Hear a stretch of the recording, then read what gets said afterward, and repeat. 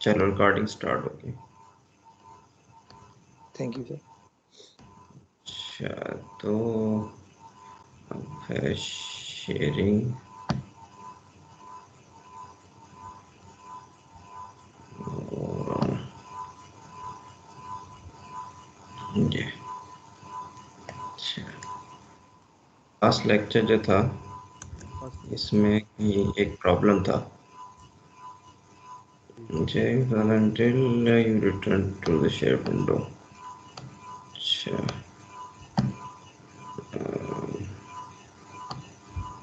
सही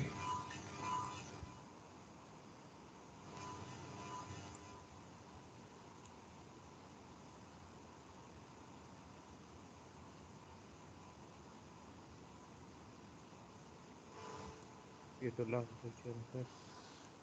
क्वेश्चन कहाँ गया? ये इसमें नहीं है सर। खैर सर इसमें तो नहीं है सर। वो पहले लेक्चर में था। ये पिछले वाले में था। पिछले वाले में 1 जून वाला। 2 जून में जो हाँ। अच्छा मैं देख लेता हूँ, सही कह रहे हो, इसमें नहीं था। अच्छा तो वो था 2 जून वाले में।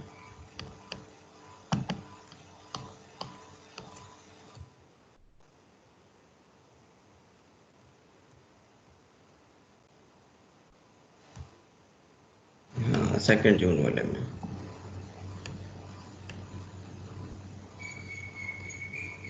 ये वाला क्वेश्चन। जी सर ये वाला ये साथ में। ये दूसरा तो समझ आ गया ये फिर ए बी पार्ट समझनी। हाँ फर्स्ट पार्ट देख लो ना बस आप, उसमें थोड़ी सी सेंस थी। मैंने तो आपको क्वांटिटेटिवली आप इसको खुद से करोगे, ठीक है।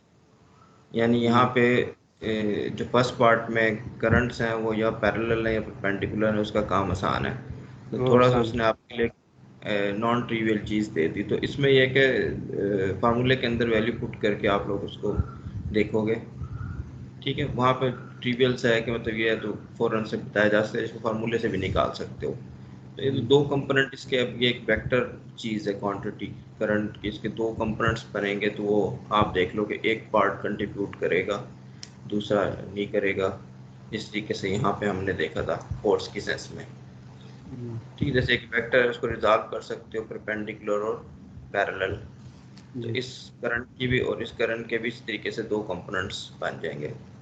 अच्छा मेरा ख्याल है शायद जो परपेंडिकुलर कंपोनेंट्स है वो शायद नहीं करते कंट्रीब्यूट, और जो पैरेलल है वो करते हैं। तो इन दोनों का ये हिसाब होगा, ठीक है। तो कुछ एंगल के हिसाब से ही आपको एंगल इक्विलेटरल एंगल का अगर एंगल पता है 60 होता है, उसके हिसाब से आप ये बना सकोगे। अच्छा तो ये है इसका मतलब, मैं क्वालिटेटिवली थोड़ा सा आपको आइडिया दे दिया कि ये होगा, लेकिन आप उसको फार्मूले में पुट करके कायदा कर सकते हो। तो यहाँ जो करंट है उसको रिजॉल्व कर लो टू कंपोनेंट्स में, और ये दूसरा जो पार्ट है ये वाला, इसको भी दो कंपोनेंट्स में रिजॉल्व कर लो पैरेलल और परपेंडिकुलर टू दिस करंट। तो उसमें आप फौरन से देख लो कि एक कंपोनेंट जो है जो होगा वही कंट्रीब्यूट करेगा जो पैरेलल होगा। अच्छा सर ठीक। ठीक है, और ये वाला पूरा इसको मैं करेगा नीचे की। और अच्छा एग्जाम से रिलेटेड कोई क्वेश्चन है? जी सर। और कोई क्वेश्चन आप लोगों का एग्जाम से रिलेटेड है कोई क्वेश्चन? सर जी वो जो सेशनल की बात सर आपने मैसेज किया था सर। हाँ आप लोग बताओ। सर हमारे जो इतना भी स्टाफ है वो सारा हॉस्टल में पढ़ा है इस्लामाबाद में पढ़ा है। अच्छा और दूसरी बात वो जो इलेक्ट्रिसिटी का इशू तो है ना सर फिलहाल। तो फिर एग्जाम ना ले। नहीं सर ले जब हम तैयार हो जाए। ऐसे करें तो कि इसमें आसानी हो जाएगी आप लोगों की बस, लेकिन टाइम इस लिहाज से पाबंद होना पड़ेगा आप लोगों को कि 9 बजे लेट से अगर एग्ज़ाम शुरू होता है तो 9 बजे आप एग्ज़ाम पेपर डाउनलोड कर सकोगे यहाँ से टीम से, ठीक है। फिर आप ऑफलाइन हो जो काम कर लो अपना आराम से, जी जितना मैं टाइम दूंगा उसके अंदर ही फिर आपने उस टाइम के अंदर ही उसको अपलोड करना होगा बस।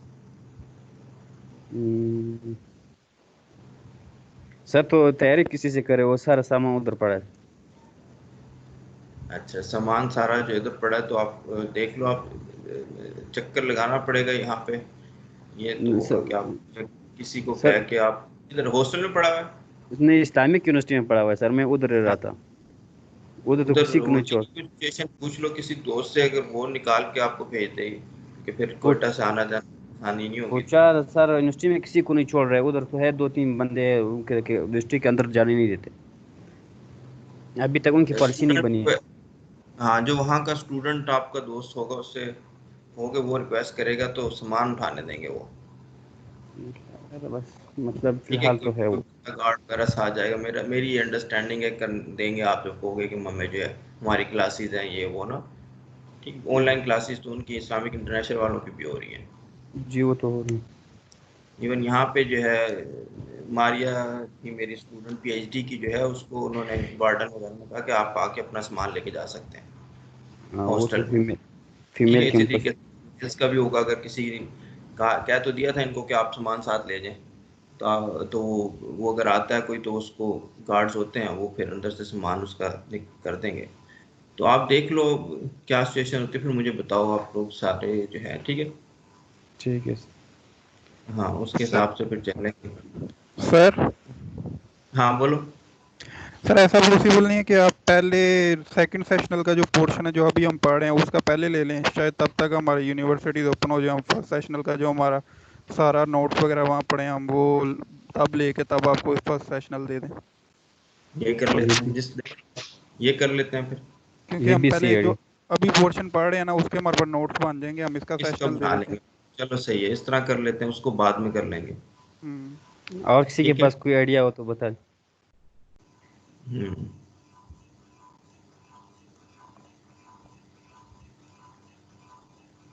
चलो फिर शुरू करते हैं आज का लेक्चर।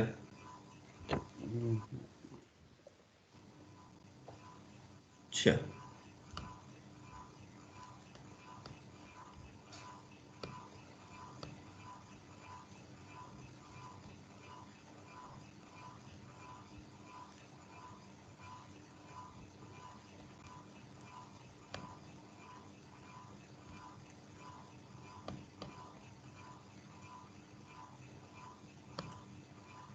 अच्छा तो लास्ट लेक्चर में हम लोगों ने डाइवर्जेंस और कर्ल मैग्नेटिक फील्ड का स्टडी किया था। डाइवर्जेंस और मैग्नेटिक फील्ड ज़ीरो होता है, और मैग्नेटिक फील्ड ज़ीरो होता है, उसकी वजह से आप उसको मैग्नेटिक फील्ड को कर्ल ऑफ वेक्टर पोटेंशियल लिख सकते हो। तो वेक्टर पोटेंशियल की कुछ एग्जांपल्स की हमने, कुछ क्या बस एक ही की, थोड़ी आपको मैंने सेंस दी किस तरीके से आप उसको निकाल सकते हो, यूज़फुल हो सकता है। तो उसी चीज़ को थोड़ा आगे लेके चलते हैं, जिस तरीके से इलेक्ट्रिक फील्ड को आप लिख सकते हो माइनस ग्रेडियंट ऑफ फाई, और फिर हमने फाई की मल्टीपोल एक्सपेंशन की। यहाँ पे हम अब स्टडी करेंगे multipole expansion of the vector potential A. तो मल्टीपोल एक्सपेंशन क्यों की जाती है, क्यों यूज़फुल होती है? तो अक्सर आपके पास कोई करंट डिस्ट्रीब्यूशन होती है और आप उसको काफ़ी फासले से उसका इफ़ेक्ट स्टडी करना चाहते हो। अब काफ़ी फासला जो है बहुत ज़्यादा डिस्टेंस से क्या मुराद है? इसका करंट डिस्ट्रीब्यूशन का ये लोकलाइज्ड है, तो इसका कुछ ना कुछ टिपिकल साइज़ है। ठीक है, अगर ये डिस्टेंस जिस डिस्टेंस पे आप इसका इफ़ेक्ट देखना चाहते हो वो इसके टिपिकल साइज से बहुत बड़ा हो, ठीक, तो फिर आपके लिए ये मल्टीपल एक्सपेंशन यूज़फुल हो जाती है। तो multiple expansion for the vector potential of a localised current distribution is an approximate formula valid at distant points. ठीक है, तो इसमें आप देख लो ये करंट लूप बना हुआ है, ये बहुत ज़्यादा जनरल सिचुएशन में आप वॉल्यूम करंट डेंसिटी जो है वो ले सकते हो। तो ये एक सिंपल केस डिस्कस किया है ग्रिफिथ ने बात को समझाने के लिए। तो एक करंट लूप है, कोई आर्बिट्रेरी ओरिजिन है, वहाँ से किसी छोटे करंट एलिमेंट का डिस्टेंस आर प्राइम है, जिस पॉइंट पे आप इसका इफेक्ट देखना चाहते हो वो स्मॉल आर है, और ये पॉइंट और करंट एलिमेंट के दरमियान जो डिस्टेंस है ये स्टाइलिश किस्म का आर है। ठीक है, तो ये 1/r जो है ये इन दो के डिफरेंस के साथ रिलेट हो जाता है, स्मॉल आर और स्मॉल आर प्राइम के साथ, जैसे कि हमेशा हम लोग करते आए हैं। और उसको आप स्फेरिकल कोऑर्डिनेट सिस्टम में इस तरीके से लिख सकते हो, 1/स्टाइलिश आर, 1/, ठीक है, R square R prime square और 2r R prime cos theta prime. और ये है, इसकी एक्सपेंशन की जा सकती है। ये मैंने इलेक्ट्रोस्टैटिक वाले केस में भी आप लोगों को बताया था। इसको आप लीजेंड्रे पॉलिनॉमियल्स में की टर्म में लिख सकते हो, आर प्राइम ओवर आर। तो यहाँ पे जो है वो r is greater than R prime. यहाँ पे आर प्राइम आप सोच सकते हो एक टिपिकल साइज आपको बताने की कोशिश कर रहा है जो उस करंट डिस्ट्रीब्यूशन की है। तो r जो है वो बहुत बड़ा है r प्राइम के मुकाबले में, तो ये आपने एक्सपेंशन कर दिया r प्राइम ओवर r। इसमें टिपिकल वैल्यूज़ लीजेंड्रे पॉलिनॉमियल्स की, अगर n की वैल्यू 0 है तो p0 ऑफ x जो है वो 1 है, और फिर 1 है तो ये x है, और 2 है तो ये 3x² - 1 डिवाइड बाई 2। तो अब ये वैल्यू 1 ओवर r की जो एक्सपेंशन है इन टर्म्स ऑफ लीजेंड्रे पॉलिनॉमियल, ये आप यूज़ कर सकते हो वेक्टर पोटेंशियल के एक्सप्रेशन में। वेक्टर पोटेंशियल का एक्सप्रेशन करंट डिस्ट्रीब्यूशन के लिए ये होता है म्यू नॉट I ओवर 4 पाई और dl प्राइम ओवर r। इधर करंट जो है वो कांस्टेंट है, टाइम के साथ चेंज नहीं हो रही है। स्टेडी करंट्स को हम डिस्कस कर रहे हैं तो ये इंटीग्रल से बाहर आ जाती है। तो dl प्राइम जो है वो लूप की जो लेंथ है उस पर इंटीग्रेशन है, और 1 ओवर r का एक्सप्रेशन हम लोग ये यूज़ करते हैं, तो हमारे पास ये वाला रिजल्ट आ जाता है मल्टीपोल एक्सपेंशन का, जिसको आप ज़्यादा एक्सप्लिसिट फॉर्म में लिख सकते हो। ये ऊपर वाली लीजेंड्रे पॉलिनॉमियल्स की वैल्यूज़ यूज़ करते हुए, अगर यहाँ 0 पुट करोगे आप तो आपके पास यहाँ पे 1 आएगा सिर्फ, फिर अगर 1 पुट करोगे तो r, और फिर 2 पुट करोगे तो ये। तो जिस तरीके से पोटेंशियल वाला केस था, similar to the multipole expansion of the scalar potential V, we call the first term which goes like 1 over r the monopole term। तो 1 over r वाली टर्म जो है इसको मोनोपोल टर्म कहते हैं। फिर इसके बाद the second which goes like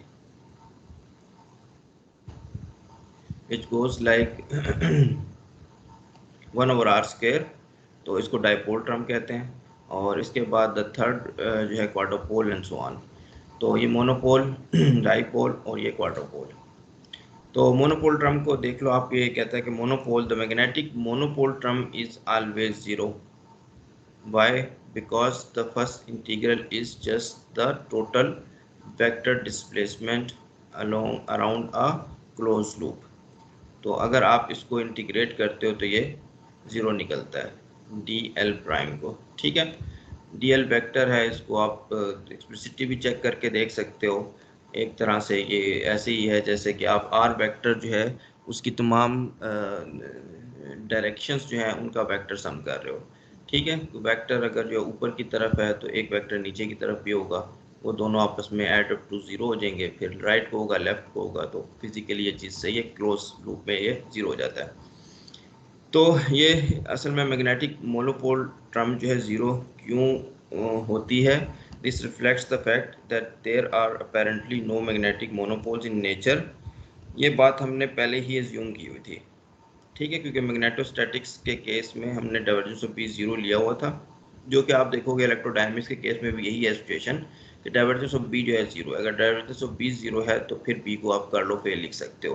तो सारी जो चीज़ ऊपर है वो बिल्ट इन इसके अंदर हमने ये चीज़ डाली हुई है। तो अगर ये निकल के आती है कि मैग्नेटिक मोनोपोल टर्म 0 हो जाती है तो कोई हमारे लिए सरप्राइज वाली चीज़ नहीं है।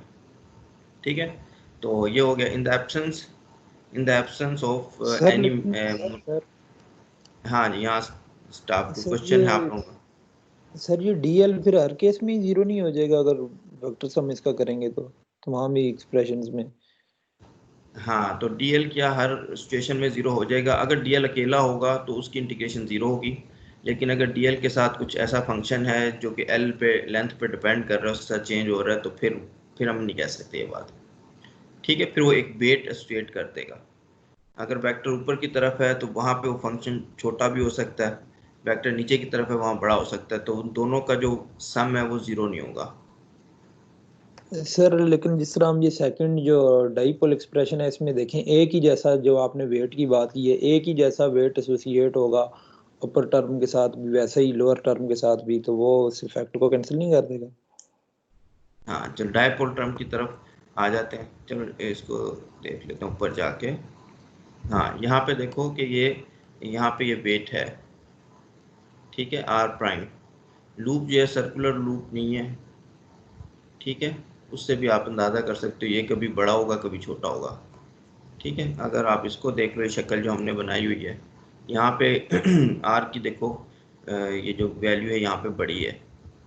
ठीक है, और इस तरफ अगर आ जाते हैं उसके ऑपोजिट डायरेक्शन में तो आर की वैल्यू जो है वो छोटी। तो मुख्तलिफ ओरिएंटेशन में इसकी मुख्तलिफ आर्बिट्रेरी है, कुछ इस तरीके से सिचुएशन नहीं है कि आप डीएल पे इंटीग्रेट करो तो यहाँ पे 0 आएगा।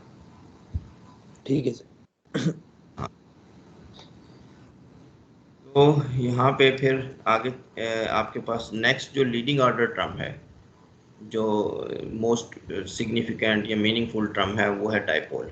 और डाइपोल जो है वो टर्म ये है R prime cos theta DL prime. R prime cos theta को आप लिख सकते हो कि R prime vector in the unit of R in the direction of R.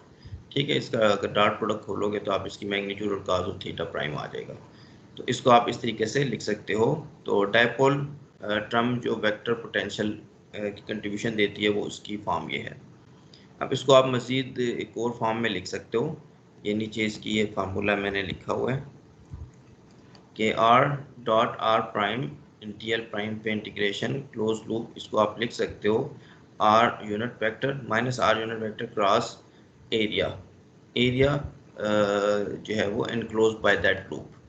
ठीक है, तो इस आइडेंटिटी को कैसे आप लोग प्रूव कर सकते हो?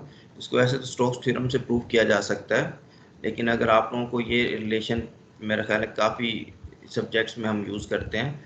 ये एरिया है, ठीक है, कोई भी क्लोज लूप का, उसमें ये R prime cross D L prime है क्लोज लूप इंटीग्रेशन। अगर ये डेफिनेशन आप लोगों ने की हुई है तो फिर यहाँ से आप आसानी से इस आइडेंटिटी को समझ सकते हो।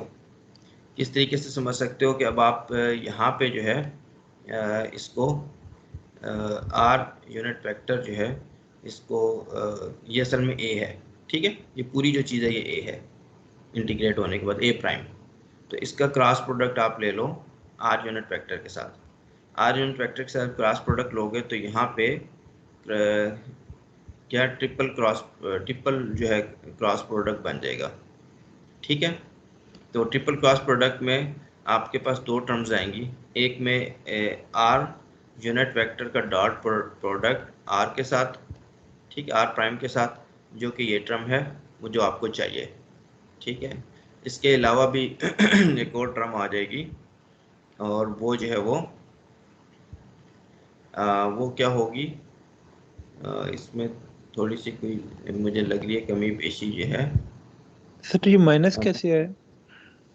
हाँ, थोड़ी सी मुझे कमी पेशी लग रही है। ये माइनस साइन तो वो आप क्रॉस ट्रिपल प्रोडक्ट को जब ओपन करोगे तो उसमें आप देख सकोगे बैक कैप रूल से। ठीक है, back sir cap rule half का में जो थोड़ा मसला आ रहा है, बाकी फॉर्मूला तो सही लग रहा है। हाँ, हाफ का मसला आ रहा है, ये भी मैंने अभी जो है गौर किया है। मैं इसको देख लेता हूँ कि मुझे हाफ तो की क्या सारा मसला लग रहा है। क्या हुआ। मुझे तो कंप्लीट मसला लग रहा है सर, समझ ही नहीं है। कंप्लीट क्या, बस क्रॉस प्रोडक्ट है आपको आर का इसके साथ क्रॉस ट्रिपल क्रॉस प्रोडक्ट जो है वो लेना है आपने।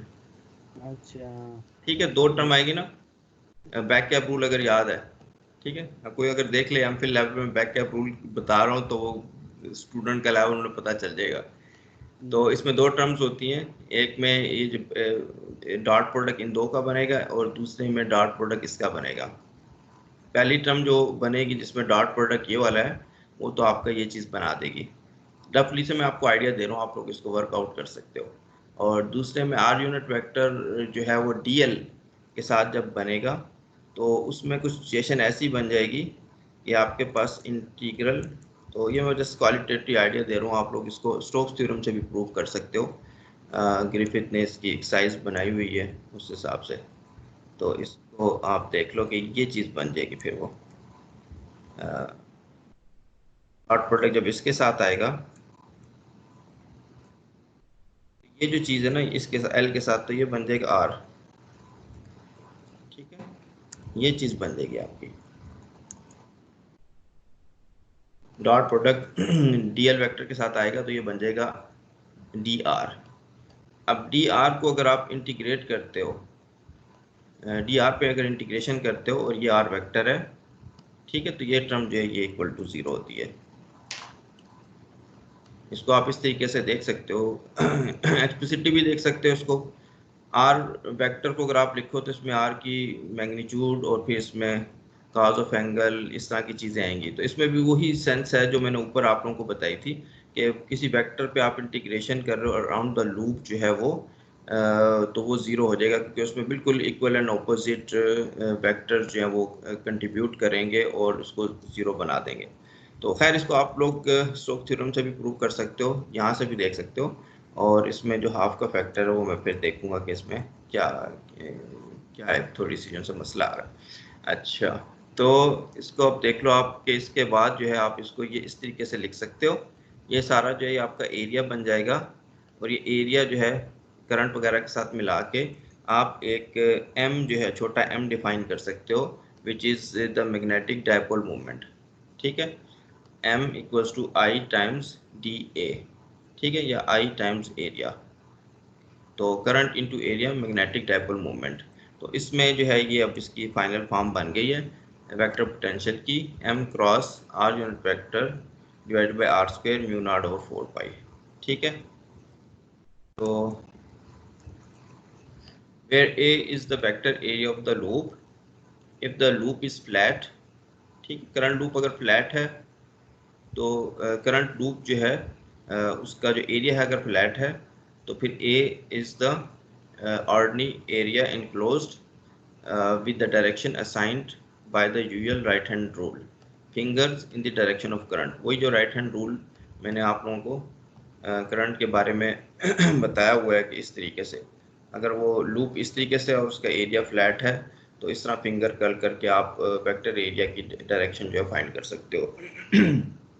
और अगर तो लूप इस तरीके का है कि उसका सरफेस या आपने ऐसा कंसिडर किया हुआ है जो कि कर्व्ड है, तो कर्व्ड है तो वो छोटे छोटे पैचेस आप उस पर कंसिडर कर सकते हो, बहुत छोटे छोटे पैचेस जो कि फ्लैट हैं, और उन पे फिर बाहर की जो करंट की डायरेक्शन है लूप की उसके हिसाब से आप उनका एरिया भी फाइंड कर सकते हो कि यहाँ पे एरिया ऐसा होगा, इस पॉइंट पे एरिया ऐसे होगा, इस पॉइंट पे एरिया ऐसे होगा। तो कर्व सरफेस पे भी तो ज़्यादा ज़रूरत नहीं पड़ेगी कर्व सरफेस की, ज़्यादा हम सिंपल सिचुएशन ही कंसिडर करेंगे, लेकिन इन जनरल ये इस तरीके से फिर आप उसको देख सकते हो।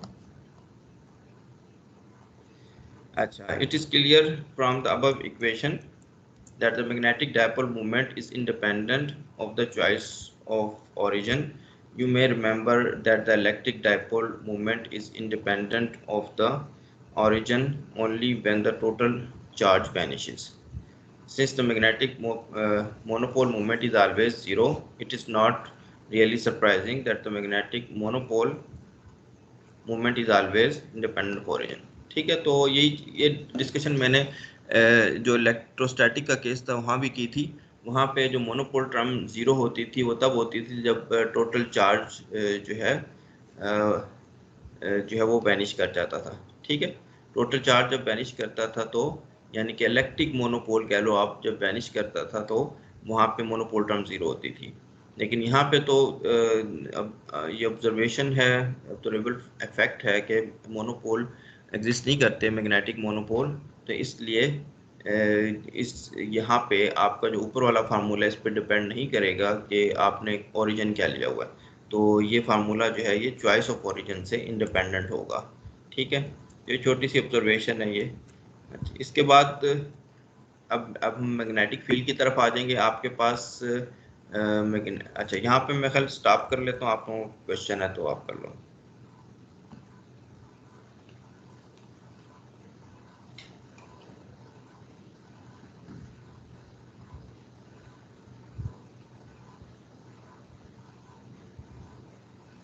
अच्छा चलो, मैग्नेटिक फील्ड की तरफ आते हैं फिर। Magnetic field of a pure dipole.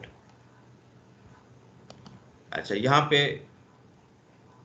Griffith ने ये थोड़ी टर्मिनोलॉजी यूज़ की है प्योर वर्सेस फिजिकल की, और शायद मेरा ख्याल है जैक्सन की बुक में नहीं है ये।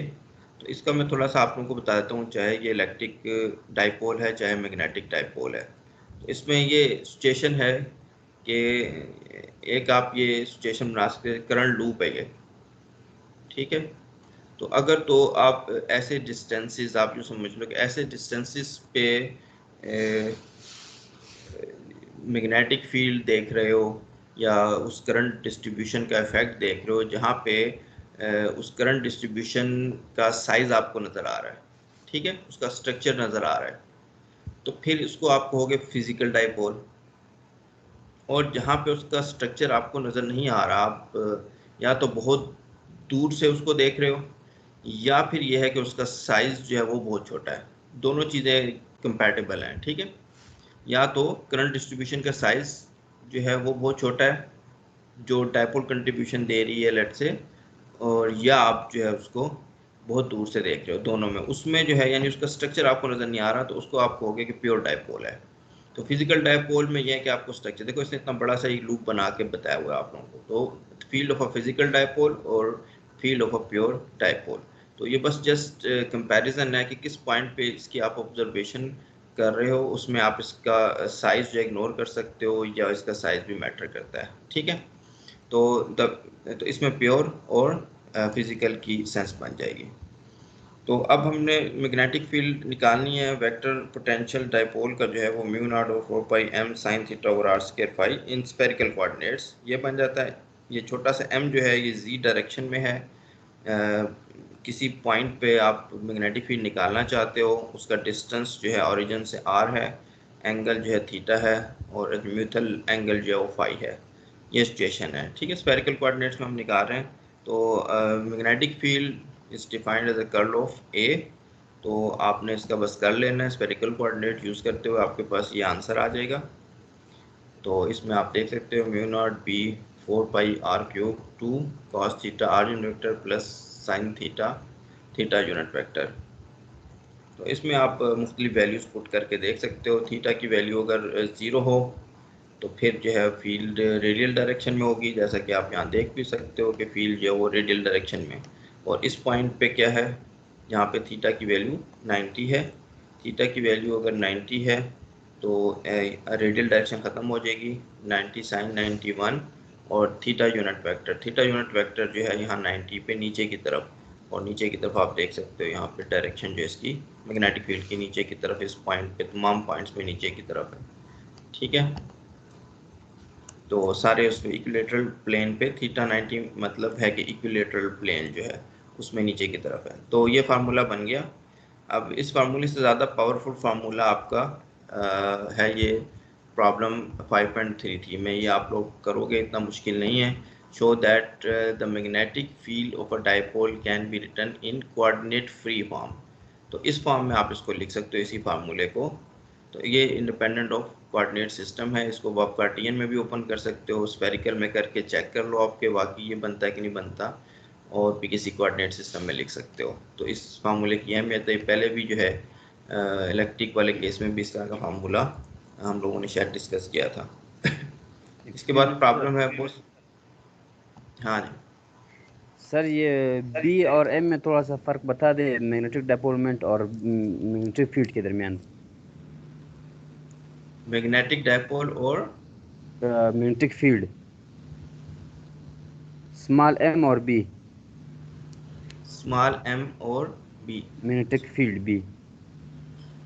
मैग्नेटिक फील्ड तो ठीक है, वो जो फील्ड डाइपोल है, हाँ जो डाइपोल स्मॉल एम है वो तो एक तरह की एक कंस्ट्रक्शन है करंट की जो आपने बनाई हुई है, ठीक है। जिसको सर आप जिस तरह सर एक्सक्यूज जिस तरह इलेक्ट्रिक फील्ड में पॉजिटिव नेगेटिव चार्ज की वजह से जो बन रहा है फील्ड्स।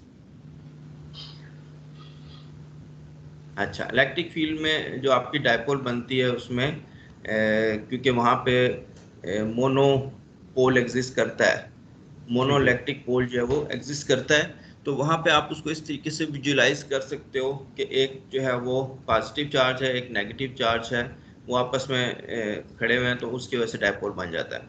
जी सर। यहाँ पे उस तरह की सिचुएशन नहीं है। यहाँ पे आप आपके पास जो है वो मोनोपोल्स नहीं है। तो यहाँ पे आपने जहन में ये विजुलाइज करना है जैसे करंट लूप है, छोटा सा करंट लूप है, जैसे कि फिजिकल में भी उसने बना के दिखाया हुआ आपको, ये करंट लूप है, ठीक है। तो इसमें से मैग्नेटिक फील्ड जो है वो इस करंट लूप की राइट हैंड रूल से आप फौरन से फाइंड कर सकते हो कि किस तरीके से ये इनसाइड जा रही है और यहाँ से बाहर निकल रही है। It behaves like a magnet जो है, जिस तरह कि आप लोगों का नॉर्थ और साउथ पोल बन जाता है, उस तरह की सिचुएशन ये बन जाती है। लेकिन इसमें इसको आपने मोनोपोल्स की टर्म में नहीं सोचना कि ये जो है मोनोपोल्स, दो मोनोपोल से मिलके जो है ये मैग्नेटिक मोनो डाइपोल बन रहा है। ठीक है, इसमें करंट लूप की सेंस अपने जहन में डेवलप करने की, करंट लूप है यहाँ पे, और जिसको हमने उसका साइज बहुत छोटा कर दिया तो जो चीज़ बन गई उसको हम ये स्मॉल एम कह रहे हैं। ठीक है, dipole, magnetic dipole. Okay sir हाँ जी। अच्छा, ये जो आपने जो फील्ड की फिगर दिखाई थी वो फिर से दिखाइएगा प्लीज, फील्ड की जो प्योर और फिजिकल वाली, उससे Pure मेरा और- सवाल। हाँ चलो, अच्छा, इसमें देखिए, इसमें हम देखते हैं कि जो हमारे पास जो करंट लूप है उसके उस पे लाइक अगर फिजिकल वाली की बात करें तो दोनों साइडों पे लाइक जो फील्ड शो हो रही है मींस की डाइपोल, मैग्नेटिक डाइपोल शो हो रहा है। अब लूप में अगर करंट फ्लो कर रहा है तो अगर कोई भी पॉइंट लूप के ऊपर मैं ले लूं तो उसके ऑपोजिट डायरेक्शन में ही उसका करस्पॉन्डिंग अगर मैं कहूं तो पोल होगा, मतलब क्योंकि अब ये तो फेस ऑन मैं सामने से देख रहा हूं ना, क्योंकि लूप में तो करंट हर तरफ मूव कर रहा होगा, मींस की मैग्नेटिक फील्ड पूरी लूप में होनी चाहिए, के अराउंड होनी अच्छा चाहिए। तो अगर मैं कोई भी अच्छा, पॉइंट लूप के ऊपर ले लूं तो क्या उसके ऑपोजिट डायरेक्शन में ही उसकी जो करस्पॉन्डिंग ऑपोजिट फील्ड होगी? मैं क्वेश्चन नहीं आपका समझ पाया। अच्छा, यहाँ पे आप कह रहे हो कि क्या बन रहा है यहाँ पे? अभी ये सर यहाँ पे जिस तरह ये फील्ड बन रही है एंटी क्लॉकवाइज बन रही है लेफ्ट हैंड साइड पे, ठीक है, और राइट हैंड साइड पे हमारे पास क्लॉकवाइज। ये जो चीज है थ्रू आउट लूप के अराउंड मूव करेगी। यहाँ पे 2 डायमेंशन हमने बनाई हुई है, हाँ तो ये एग्जैक्टली, जो, हाँ वो आप थंब रूल से बना सकते हो। हाँ मैं यही कह रहा हूँ कि जो हमने ये 2 डायमेंशन में बनाई है, अब मैं 3 डायमेंशन में मूव करूंगा तो जो मतलब क्योंकि अगर कोई भी पॉइंट में ले लेता हूँ, लेट्स से कि मैं एक्स एक्सिस के नेगेटिव एक्सिस पे ले लेता हूँ एक पॉइंट, तो क्या उसके करस्पॉन्डिंग पॉजिटिव एक्सिस पे उसका जो ऑपोजिट वाली फील्ड बनेगी? क्योंकि ये जो दोनों फील्ड्स बन रही है for example Y minus Y axis पे और माइनस जेड एक्सिस पे, हाँ, दोनों यहाँ पे एक दूसरे के काउ हाँ बिल्कुल ये सही है आपकी बात। यहाँ पे जो लूप बन रहा है इधर जो है वो मैग्नेटिक फील्ड का लूप उसके ऑपोजिट होगा। ठीक। इसी तरह अगर मैं कोई भी पॉइंट लेट्स से कि माइनस एक्स एक्सिस पे बनाऊं ले लूं तो उसका करस्पॉन्डिंग प्लस एक्सिस हाँ बनेगा, एक्सिस बनेगा। बिल्कुल। अगर ठीक। एक यहाँ पे लोगे आप तो दूसरा उसके ऑपोजिट यहाँ पे बनेगा तो इस जो तरीके से। जो फेज जो आएगी वो 180 की होनी चाहिए दोनों के लाइक। वो आ जाएगी बिल्कुल ऑपोजिट में जो है, मतलब लूप बिल्कुल ऑपोजिट सर्कल बनाएंगे। ठीक है, यहाँ पे एक इंटरेस्टिंग चीज़ आप लोग ये देख लो कि खैर ये जो बात पहले भी की थी किसी ने मोनोपोल्स के टर्म में, यहाँ पे करंट लूप हमेशा जो है वो सर्कल बनाएंगे। ठीक है, मैग्नेटिक फील्ड कहीं एंड नहीं होगी, कहीं से स्टार्ट नहीं होगी, क्योंकि ये जो कंसेप्ट है कि मैग्नेटिक फील्ड कहीं पे एंड होगी या स्टार्ट होगी, इसका ताल्लुक मोनोपोल से है। इलेक्ट्रिक फील्ड होती राइट। है कि पॉइंट चार्ज से निकलती है या उसमें जो है वो एब्जॉर्ब हो जाती है। ठीक है, वहाँ पे आपके पास इलेक्ट्रिक मोनोपोल है। तो यहाँ पे आप देखो लूप बनेंगे, जितने भी जो भी मैग्नेटिक फील्ड की लाइंस होगी वो एक लूप बनाएगी। ठीक जी है, जी। ये लूप बनाना ही है, ये बता रहे कि मोनोपोल एग्जिस्ट नहीं करते। Okay sir. अच्छा, अब ये दूसरा एक और प्रॉब्लम है, ये 5.34। अब तो आप लोगों के पास वैसे भी सोल्यूशन मैनुअल आ गया है, तो आपको परेशानियां तो ख़त्म होगी सारी।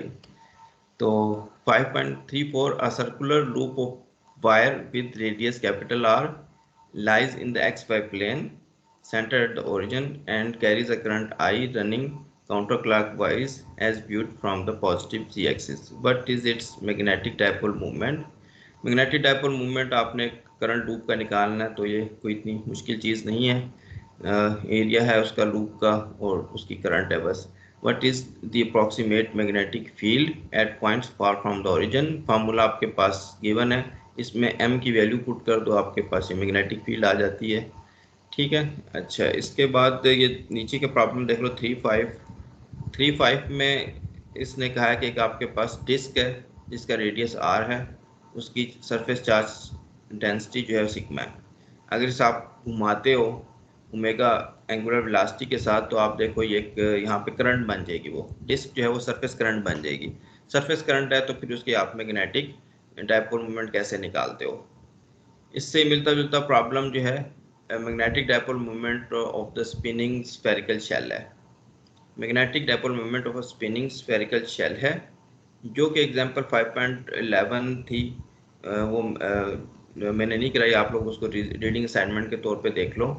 तो उसमें ये नीचे शक्ल बनी हुई है।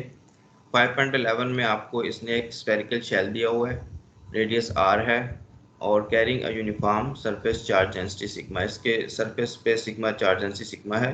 इस set spinning at angular velocity omega. जब आप इसको घुमाओगे ओमेगा एंगुलर वेलोसिटी से तो ये करंट बन जाएगी, इसके सरफेस पे करंट बन जाएगी। और वो मैंने आपको बताया था k equal to sigma v और v equal to r omega के हिसाब से आपकी करंट क्या आ रहा है। Find the vector potential it produces at point r। तो ये जो एग्जांपल है ये सॉल्व हुई हुई है। इसमें वेक्टर पोटेंशियल जो है वो जो निकल के आता है वो ये है, ठीक है। r inside capital R inside जो शेल है वेक्टर पोटेंशियल ये है, और आउटसाइड जो है शेल के वो ये है, ठीक है। तो यहाँ पे जो ऊपर प्रॉब्लम है इसमें ये क्या कह रहा है, इसमें ये कह रहा है कि आपने इसकी पहले तो डायपोल मूवमेंट बनानी है। जब आप डायपोल मूवमेंट बना लोगे तो फिर आपने इसका वेक्टर पोटेंशियल जो है बनाना है। उसके लिए आप ये फार्मूला यूज़ करोगे, ये जो ऊपर था m की टर्म में ये वाला फार्मूला, ठीक है। तो अब एक आपके पास जो रिजल्ट आ गया है वो ये है, जो कि एक अप्रॉक्सीमेट रिजल्ट है, ठीक है, डायपोल कंट्रीब्यूशन से आ रहा है। दूसरा रिजल्ट आपका एग्जाम्पल 5.11 में है, जो कि निकाला है आपने इसके वेक्टर पोटेंशियल का जो जनरल फार्मूला है करंट की टर्म में k डॉट क्रॉस करके जो है, ठीक है। तो ये एग्जैक्ट है, ये एग्जैक्ट है। और वो ए डायपोल वाला जो है वो ऊपर से जो आप निकालोगे पुट करके मैग्नेटिक डायपोल मूवमेंट को यूज़ करते हुए वो अप्रॉक्सीमेट है, क्योंकि पूरी एक्सपेंशन में एक टर्म है। तो आप देखोगे कि ये दोनों बराबर आएंगे, ठीक है। इस शेल के केस में ये दोनों बराबर आएंगे, जिसका मतलब ये है कि मोनोपोल तो टर्म जीरो ही है, बाकी सारी हायर ऑर्डर टर्म भी जीरो हैं। ये शेल जो है ये जब रोटेट करता है तो ये सिर्फ डाइपोल कंट्रीब्यूशन देता है, ठीक है। क्वाड्रोपोल ऑक्टोपोल सारी कंट्रीब्यूशन जीरो होती है। तो ये एक इंटरेस्टिंग प्रॉब्लम होगा, डिफिकल्ट नहीं है इसमें, सिर्फ आपको m निकालना है एक तरीके से, ठीक है। m जैसे ही निकाल लिया आपने उसको ऊपर फार्मूले में पुट कर दो तो a डाइपोल निकल आएगा, उसे कंपेयर करना है एग्जाम्पल के रिजल्ट से, ठीक। तो इसमें ये एक चीज़ इंपॉर्टेंट है सीखने वाली। अच्छा, इससे आगे प्रॉब्लम है 5.38। इसमें काफ़ी अच्छे प्रॉब्लम है इससे रिलेटेड जो है, जो हम लोगों ने चीज़ पढ़ी है। तो it may have occurred to you that since parallel currents attract. अब ये चीज़ हम बार बार डिस्कस कर चुके हैं कि जो करंट पैरेलल करंट्स हैं वो अट्रैक्ट करती है। अगर करंट की डायरेक्शन सेम हो तो वो आपस में अट्रैक्ट करती हैं। The current with in a single wire should contract into a tiny concentrated stream along the axis। तो फिर ये भी वो कहता है कि आपको कभी ख्याल आया होगा कि अगर एक कॉपर वायर है ज़रा मोटी सी, ठीक है, उसके अंदर इलेक्ट्रॉन्स मूव कर रहे हैं या उसमें करंट्स हैं बहुत सारी ना, ठीक है, सिर्फ एक नहीं है, बहुत सारी करंट्स हैं। तो उसमें क्या होना चाहिए, current with in a single wire should contract into a tiny concentrated stream along the axis, कि बिल्कुल उसके दरमियान में जो एक्सिस है उस में श्रिंक हो जाना चाहिए फ्लो ऑफ इलेक्ट्रॉन्स जो है, ठीक है। तो yet in practice the current typically distributes itself quite uniformly over the wire. कहता है जबकि हम ऑब्जर्वेशन जब करते हैं तो हमें पता चलता है कि करंट जो वायर में से पास कर रही है वो पूरी वायर में उसके क्रॉस सेक्शनल एरिया में यूनिफॉर्मली डिस्ट्रीब्यूटेड है। How do you account for this, इसकी क्या एक्सप्लेनेशन है, ये क्वेश्चन है इसका। अच्छा, if the positive charges density rho plus are at rest, ठीक है, जैसा कि होता है क्योंकि पॉजिटिव चार्ज डेंसिटी तो आपकी बाउंड होती है और इलेक्ट्रॉन फ्री होते हैं मेटल में जिसमें करंट वगैरह मूव करती है कंडक्टर्स वगैरह में, and the negative charge density rho minus moves at speed v and none of these depends on the distance from the axis, show that कि इन दोनों के दरमियान, दोनों डेंसिटी के दरमियान जो रिलेशन है वो ये बन जाता है, ठीक है। इस सिचुएशन में रो माइनस और रो प्लस जो है ओमेगा स्क्वायर गैमा स्क्वायर, और गैमा का फैक्टर जो है 1 minus v over c whole square, ये एक रिलेटिविस्टिक फैक्टर है जिसमें सी की वैल्यू जो है सी स्क्वायर की स्पीड ऑफ लाइट की 1 over mu naught epsilon not, ठीक है। तो यहाँ पे आपको पता है कि टिपिकल जो वेलोसिटीज़ हैं जो इलेक्ट्रॉन मूव करते हैं वायर के अंदर वो सी के मुकाबले में बहुत थोड़ी होती है। इसका मतलब है कि गामा तकरीबन 1 है। गामा तकरीबन 1 है, इसका मतलब है कि पॉजिटिव और नेगेटिव चार्ज ऐसी तकरीबन बराबर ही हानि कर रही है। और अदरवाइज जो है ये सिचुएशन चेंज हो सकती है।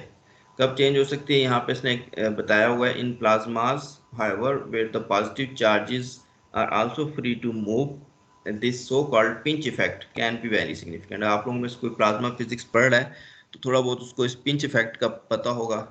तो ये डॉक्टर माजिद और ये जो प्लाज्मा के हैं डॉक्टर अरशद वगैरह वो इस चीज़ में बहुत ज़्यादा इंटरेस्टेड होंगे। पिंच इफेक्ट क्या होता है, तो यहाँ पे थोड़ी बहुत आपको सिचुएशन समझ आ गई। यहाँ पे एक वीडियो भी मैंने लिंक डाला हुआ है, ये हम देखते हैं। जो कि चीज़ आप लोगों को पता ही है कि इसमें पिंच इफेक्ट का क्या मतलब होगा कि करंट्स जो पैरेलल हैं वो एक दूसरे को अट्रैक्ट करेंगी तो एक तरह की वो स्क्वीज हो जाएंगे, स्क्वीज वाली सिचुएशन होगी। तो यहाँ मैंने ये डाली हुई है, ये आप देखो, इसको इसने डिमॉन्स्ट्रेट किया है इसको।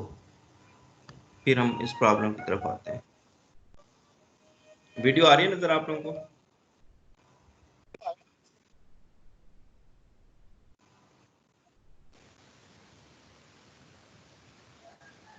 जी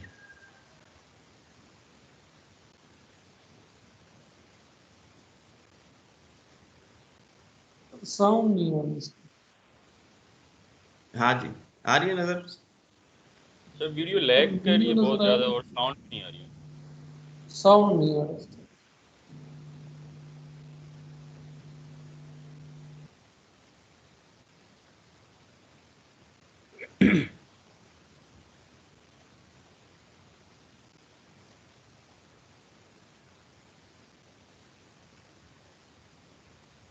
सर इस बंदे की आवाज़ नहीं आ रही। आवाज नहीं आ रही इसकी? नहीं सर। अच्छा चलो सर सही आप है, बस वीडियो वीडियो आप देखो। वीडियो की लिंक सर चैट में भेज दें हम। हाँ वो मैं आपको भेज देता हूँ। वीडियो नजर आ रही है तो उसमें भी काफी काम हो जाएगा हमारा। अच्छा, वीडियो में आपको नजर आ रहा है वायर्स जो है किस तरीके से स्क्वीज हो रही जी हैं? यस हो हाँ गई बस जी। यही चीज है इम्पोर्टेंट इसमें। ठीक है।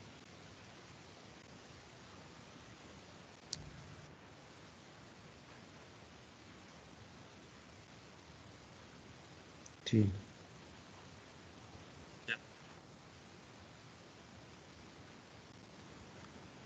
ये मैं शेयर करता हूँ आपसे, छोटी सी है ये, इसमें डिमॉन्स्ट्रेशन की हुई है इसने।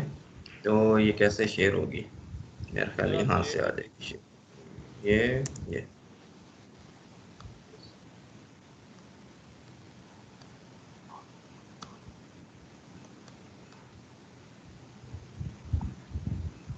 तो खैर पिंच इफेक्ट है। तो इसमें सिचुएशन ये है कि आप अपने जहन में एक सिलेंडर टाइप जो है वायर जो है वो बना सकते हो। तो इलेक्ट्रॉन्स जब मूव करते हैं उसमें तो करंट्स जो है वो अपने जहन में आप बना सकते हो, करंट्स बन जाती हैं। जब करंट्स बन जाती हैं तो सारे सेम डायरेक्शन में मूव कर रहे हैं तो ये करंट्स जो है पैरेलल डायरेक्शन बन जाती है, पैरेलल करंट्स बन जाती हैं जो कि ये ट्रैक करती हैं। अब जैसे ये अट्रैक्ट करते हैं तो सारे इलेक्ट्रॉन कोशिश करते हैं कि दरमियान में जो एक्सिस है उसके अलोंग हो जाए, क्योंकि अट्रैक्ट होती हैं। तो इलेक्ट्रॉन जैसे ही एक्सिस की तरफ मूव करते हैं तो इलेक्ट्रॉन की मोशन जो है वो फिर जो है वो पॉजिटिव चार्जेस को करती है कि वो उसके ऑपोजिट जो है वो मूव करें। ठीक है, मूव तो नहीं करते, वो थोड़े से अलाइन हो जाते हैं।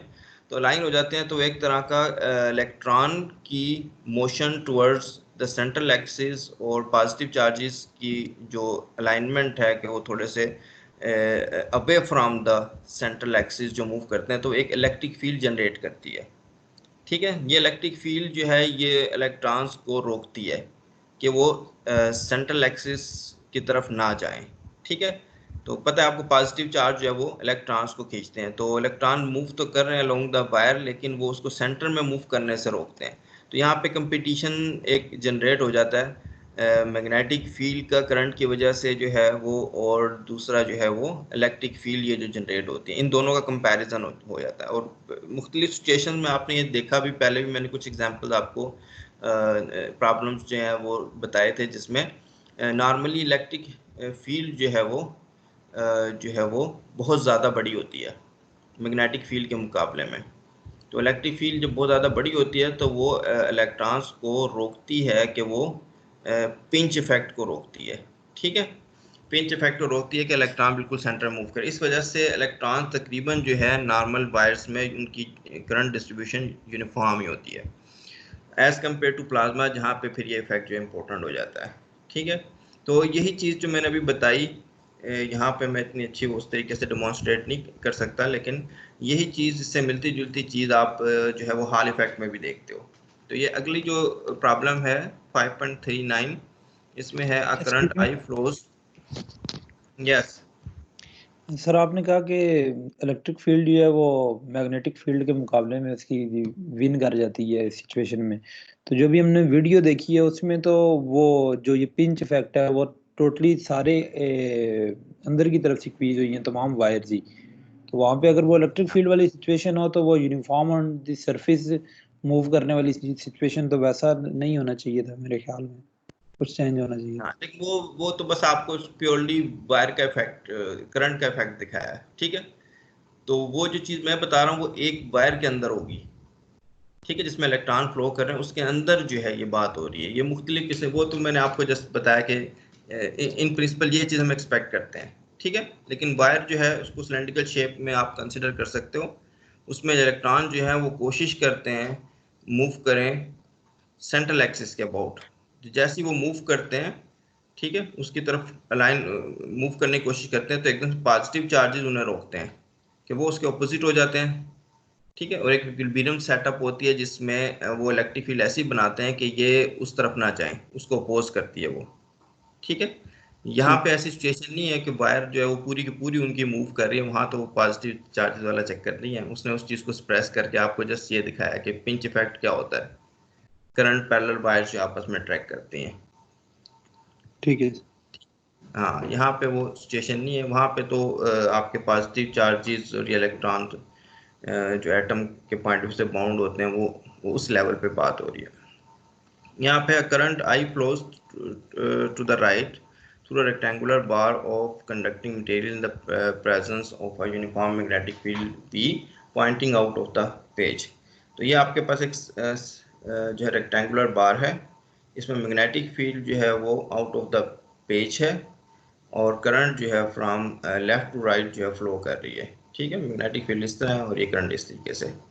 तो अब वो कहता है कि अगर करंट में कहता हूँ कि ये करंट की जो मोशन है पॉजिटिव चार्जेस की वजह से है, if the moving charges are positive in which direction are they deflected by the magnetic field. पहला क्वेश्चन ये है कि मैग्नेटिक फील्ड इसको किस डायरेक्शन में डिफ्लेक्ट करेगा। तो इसका आंसर आप लोग दो, बताओ कि किस में करेगा।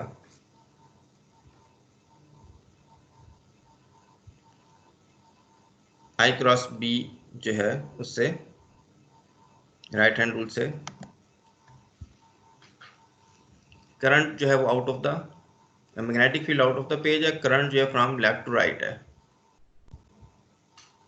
तो पॉजिटिव चार्जेस किस तरफ डिफ्लेक्ट होंगे, ये बड़ा इंपॉर्टेंट है, ये हॉल इफेक्ट जो है ये डाउनवर्ड होंगे sir, using right hand, downward downward downward होंगे, ठीक है।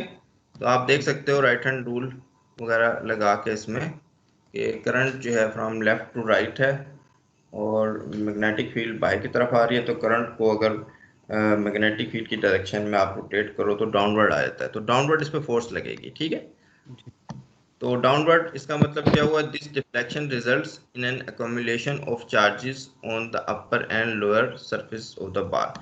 तो पॉजिटिव चार्ज आपके नीचे आ जाएंगे, जैसे पॉजिटिव चार्ज आपके नीचे मूव करेंगे, जैसे आपने मैंने पिंच इफेक्ट जो था उसमें बताया आपको, तो उसमें नेगेटिव चार्ज जो ऊपर जो है वो मूव करेंगे, ठीक है। मूव करेंगे मींस कि वो उसकी मोशन को अपोज करने के लिए ऊपर की तरफ पुश हो जाएंगे, थोड़े से डिस्प्लेस हो जाएंगे। तो इस तरह आपके पास जो है नीचे पॉजिटिव चार्ज और ऊपर नेगेटिव चार्ज आ जाएंगे। अब यहाँ पे ऊपर और नीचे वाली प्लेट पे अगर आप कोई वोल्ट मीटर लगा के इसका पोटेंशियल डिफरेंस आप मेजर कर सकते हो, ठीक है। सिर्फ डिफ्लेक्शन रिजल्ट देने को। अब ये पॉजिटिव चार्ज और नेगेटिव चार्ज जो ऊपर जमा होंगे, नीचे पॉजिटिव चार्ज और ऊपर नेगेटिव चार्ज जो जमा होंगे, ये सारा कुछ है ये बहुत थोड़े से टाइम के अंदर होगा, ठीक है। और फिर एक इक्विलिब्रियम जो है वो सेटअप हो जाएगी जो फिर इसको रोकेगी कि करंट जो है वो नीचे की तरफ मूव करे। तो यहाँ पे जो एक पोटेंशियल डेवलप हो जाता है ऊपर नीचे, इसको आप जो है वो हॉल पोटेंशियल भी कहते हो और इस इफेक्ट को हॉल इफेक्ट भी कहते हो। ये इसने लिखा हुआ है यहाँ पे कि हाँ, and the lower surface of the bar which in turn produces an electric field to counteract the magnetic one. Equilibrium occurs when the two exactly cancel. तो equilibrium तब बनेगी जब दोनों कैंसिल करेंगे। यहाँ भी वही सिचुएशन है जहाँ पे इलेक्ट्रिक फोर्स आपकी कह लो और मैग्नेटिक फोर्स आपस में बराबर होंगी। ठीक है, तो ये आप निकाल सकते हो, उसको निकाल के यानी कि आप इलेक्ट्रिक फील्ड निकाल सकते हो कितनी होनी चाहिए इन टर्म्स ऑफ मैग्नेटिक फील्ड, जितनी आपने एक्सटर्नल मैग्नेटिक फील्ड अप्लाई की हुई है, और करंट जो आपको पता है। इलेक्ट्रिक फील्ड निकल आई तो वहाँ से पोटेंशियल निकल आ सकता है, पोटेंशियल डिफरेंस आप बता सकते हो कि कितना होगा वो। ठीक है, आगे जो है इसमें क्वेश्चन, इसका जो एक और पार्ट भी है वो नीचे है मेरा ख्याल। हाँ, find the resulting potential difference, जिसको हॉल वोल्टेज कहते हैं, between the top and the bottom of the bar in terms of be the speed of the charges. Current के अंदर आप जो है वो स्पीड डाल सकते हो Q टाइम्स V करके जो है। ठीक है, और and the relevant dimension of the bar. ठीक है, इसके अलावा लास्ट क्वेश्चन इंपॉर्टेंट है, how would your analysis change if the moving charges were negative. The Hall effect is the classic way of determining the sign of mobile charge carriers in a material. ठीक है, तो अभी आपसे ये second C part में ये question कर रहा है कि अगर नेगेटिव चार्ज हो की मोशन हो। ठीक है, आप अब यहाँ पे बस इसमें ये आपको बताना चाह रहा है सी पार्ट में कि हमने कहा कि पॉजिटिव चार्जेस, मैंने आपको शुरू में भी ये बताई थी कि नॉर्मली कन्वेंशनली हम लेते हैं कि पॉजिटिव चार्जेस जो हैं उसकी जो डायरेक्शन ऑफ फ्लो है उसको हम करंट लेते हैं, कन्वेंशन है ये। एक्चुअली जो नेगेटिव चार्ज हैं इलेक्ट्रॉन के वो मूव करते हैं। तो वो ये कह रहा है कि हॉल इफेक्ट में आप ये चीज़ देख सकते हो कि असल में क्या चीज़ मूव करती है। ठीक है, कि कौन से मोबाइल चार्जेस जो हैं वो कौन से हैं। तो यहाँ पे अगर नेगेटिव, ये जब मैंने कहा है पॉजिटिव करंट जो पॉजिटिव चार्जेस को रिप्रेजेंट कर रही है, तो आपको नहीं, पॉजिटिव चार्ज तो मूव नहीं करते, असल में नेगेटिव चार्ज मूव करते हैं। तो नेगेटिव चार्ज का फ्लो तो इसके अपोजिट होगा। तो अब आपने नेगेटिव चार्ज का फ्लो इधर होगा, तो करंट जो है उसको आई को आपने -I कर देना है। ठीक है, तो ये इस तरफ आ गई नेगेटिव चार्जेस की वजह से जो है। तो अब पोटेंशियल पे कोई फर्क पड़ेगा कि नहीं पड़ेगा?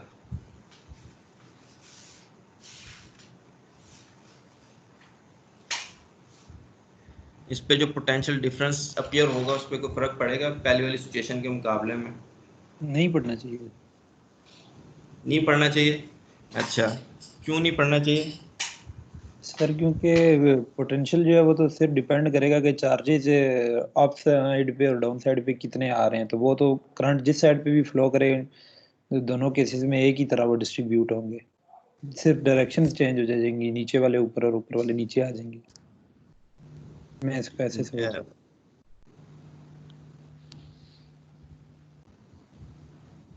अच्छा, लेट्स से अगर नेगेटिव चार्ज है, ठीक है, नेगेटिव चार्ज अगर इस डायरेक्शन में मूव कर रहे हैं तो उन पे फोर्स किस तरफ लगेगी? From right to left. From तो फोर्स अपवर्ड लगेगी अगर ये from right to left current जा रहा है हमारा। एक बार फिर सो अपवर्ड होगी तो सर। ओ अब चार्ज नेगेटिव है तो फिर वो डाउनवर्ड ही होगी, क्योंकि नेगेटिव की वजह से। आप ये कहना चाह रहे हैं? नहीं, करंट का डायरेक्शन तो लेफ्ट साइड पे है ना, तो मैग्नेटिक फील्ड आउटवर्ड अपवर्ड ही होगी सर मेरा। हाँ, ठीक है, तो असल में पॉजिटिव जो कन्वेंशनल करंट है वो तो यही रहेगी। आपने नेगेटिव इलेक्ट्रॉनिक करंट इधर कर दी, फिर चीज सिचुएशन फिर भी वही रहेगी। ठीक है, पोटेंशियल डिफरेंस जो है फिर भी वही रहेगा, सेम ही रहेगा। ठीक है, चलो इसको आप जो है देखना आगे मजीद। तो नेक्स्ट क्वेश्चन आगे मैंने काफ़ी सारे प्रॉब्लम कराने हैं आज। 5.40 a plane wire loop of irregular shape is situated so that part of it is in uniform magnetic field B। तो ये जो है, ये जो इसने ग्रे एरिया किया हुआ है, डार्क ग्रे, यहाँ पे मैग्नेटिक फील्ड जो एक्ट कर रही है परपेंडिकुलर टू द लूप। ठीक है, अच्छा, the field occupies the shaded area and points perpendicular to the plane of the loop. ठीक है। The loop carries the current I, इसके अंदर आई करंट जो है वो जो है वो फ्लो कर रहा है। Show that the net magnetic force on the loop is F is equal to I B v. अब वो कहता है कि आप ये शो करें कि इस पे जो फोर्स लग रही है इस लूप पे due to that magnetic field जो है उसकी वैल्यू जो है F is equal to I B डब्ल्यू जो है। डब्ल्यू क्या चीज़ है? डब्ल्यू इज द कॉर्ड सबटेंडेड। तो यहाँ से लेके यहाँ तक का जो डिस्टेंस है ना, ठीक है, वो डब्ल्यू है। जनरलाइज दिस, अच्छा उसको भी रहने देते हैं हम जो है। What is the direction of the force. अच्छा, अब ये क्वेश्चन है, इसमें लूप है। फोर्स का फार्मूला जो अगर देखो आप उसमें इंटीग्रल आ जाता है। एक मैं लिखने की कोशिश करता हूँ यहाँ थोड़ा सा इसको, इसमें एक इंटीग्रल आएगा ये, ठीक है। और इसके अंदर आपके पास करंट है आई डी एल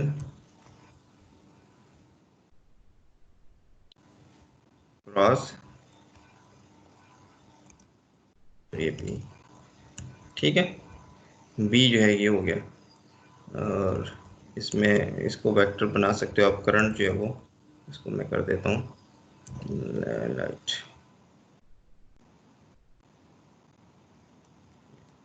तो फोर्स का फार्मूला ये है, और यहाँ पे आपके पास जो इंटीग्रल है वो असल में अब क्लोज इंटीग्रल होगा, क्योंकि पूरे उस पे लेंथ पे आपने इंटीग्रेशन करनी है, ये सारे लेंथ पे जो है, ठीक हो गया।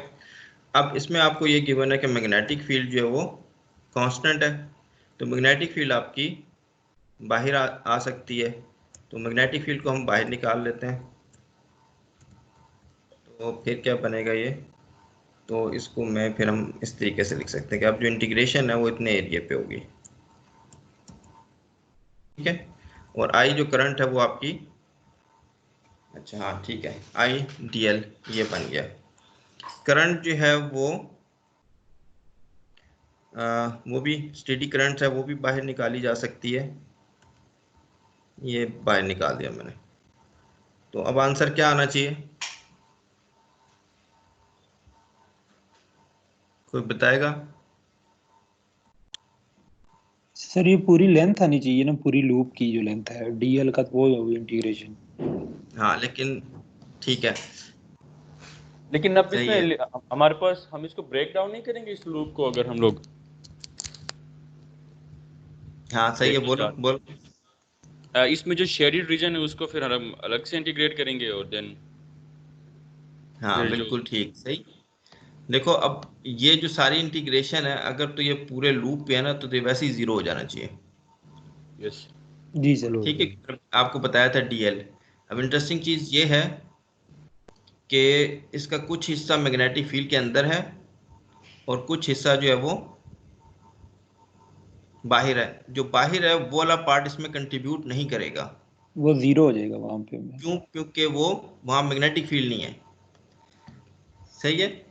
जी सर। तो इसके अंदर अगर आप देखो, तो एक तरीके से अगर मैं इसको लिखना चाहूँ तो मैं इसको इस तरीके से लिख सकता हूँ कि इसके अंदर दो पार्ट बना लेते हैं, ठीक है। एक लेंथ का वो पार्ट होगा, एक को हम कह देते हैं इनसाइड और दूसरे को कर देते हैं आउट, ठीक है। अब अगर आप इस पूरी चीज को देखो तो इस पूरे का जो वेक्टर सम है लेंथ वेक्टर का, वो जीरो है,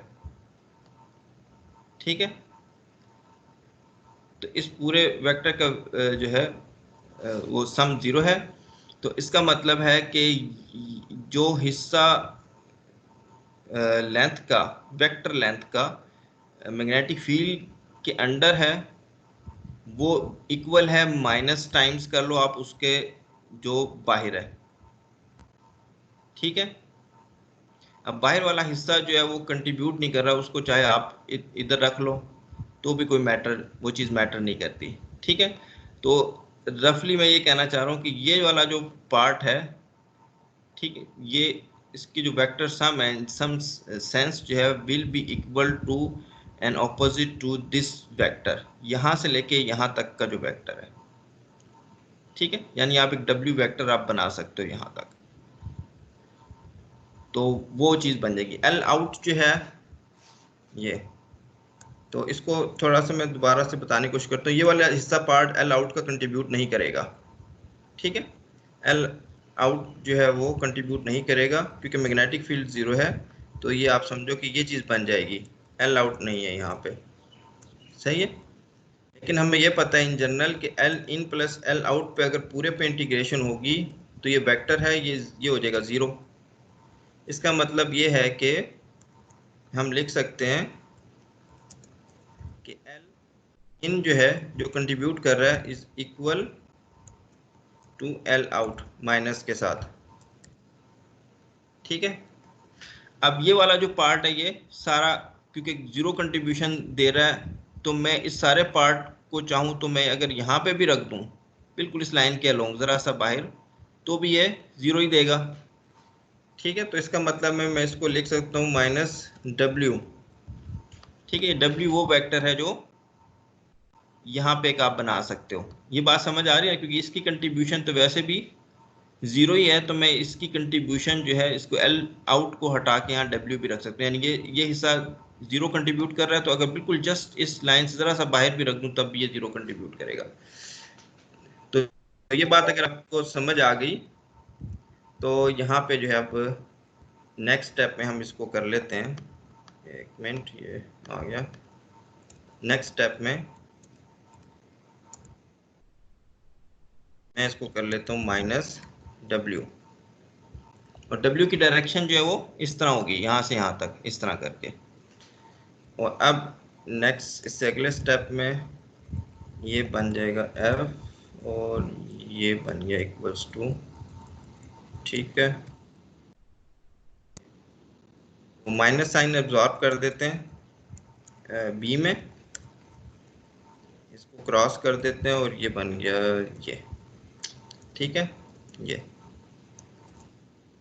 यहाँ से आपको डायरेक्शन भी पता चल जाएगी, मैग्नीट्यूड तो आपको पता चल गई, मैंने वो चीज़ प्रूफ कर दी जो उसने ऊपर कहा था। मैग्नीट्यूड में तो ये आई बी डब्ल्यू, तो आई बी डब्ल्यू बन गया। और फोर्स की डायरेक्शन आप बी को रोटेट कर लो, आप किस डायरेक्शन में करना है, अलोंग डब्ल्यू जो है। अगर बी जो है वो उसने लिखा हुआ है परपेंडिकुलर है, लेकिन ये नहीं बताया कि वो आउट ऑफ द पेज है या इन टू द पेज है, बस ये लिखा हुआ है कि in a uniform magnetic field, ठीक है। तो उसने कहा perpendicular to the plane of the loop. तो अगर मैग्नेटिक फील्ड आपकी जो है वो हम बना लेते हैं आउट ऑफ द पेज है, अगर magnetic field out of the page है और डब्ल्यू जो है वो फ्रॉम लेफ्ट टू राइट है, क्योंकि ये इसी तरह जा रहा है वेक्टर, मैंने इधर ही बनाया था, लेफ्ट टू राइट है, तो आउट ऑफ द पेज और तो क्या बन जाएगी ये बी क्रॉस डब्ल्यू, तो अपवर्ड बन जाएगी, ठीक है। और अगर जो है आप फिर मैग्नेटिक फील्ड आपकी जो इनटू द पेज होगी तो फिर ये डाउनवर्ड बन जाएगी। तो इस तरीके से ये फोर्स आप निकाल सकते हो। तो इसमें कोई क्वेश्चन आप लोगों का है तो देख लो।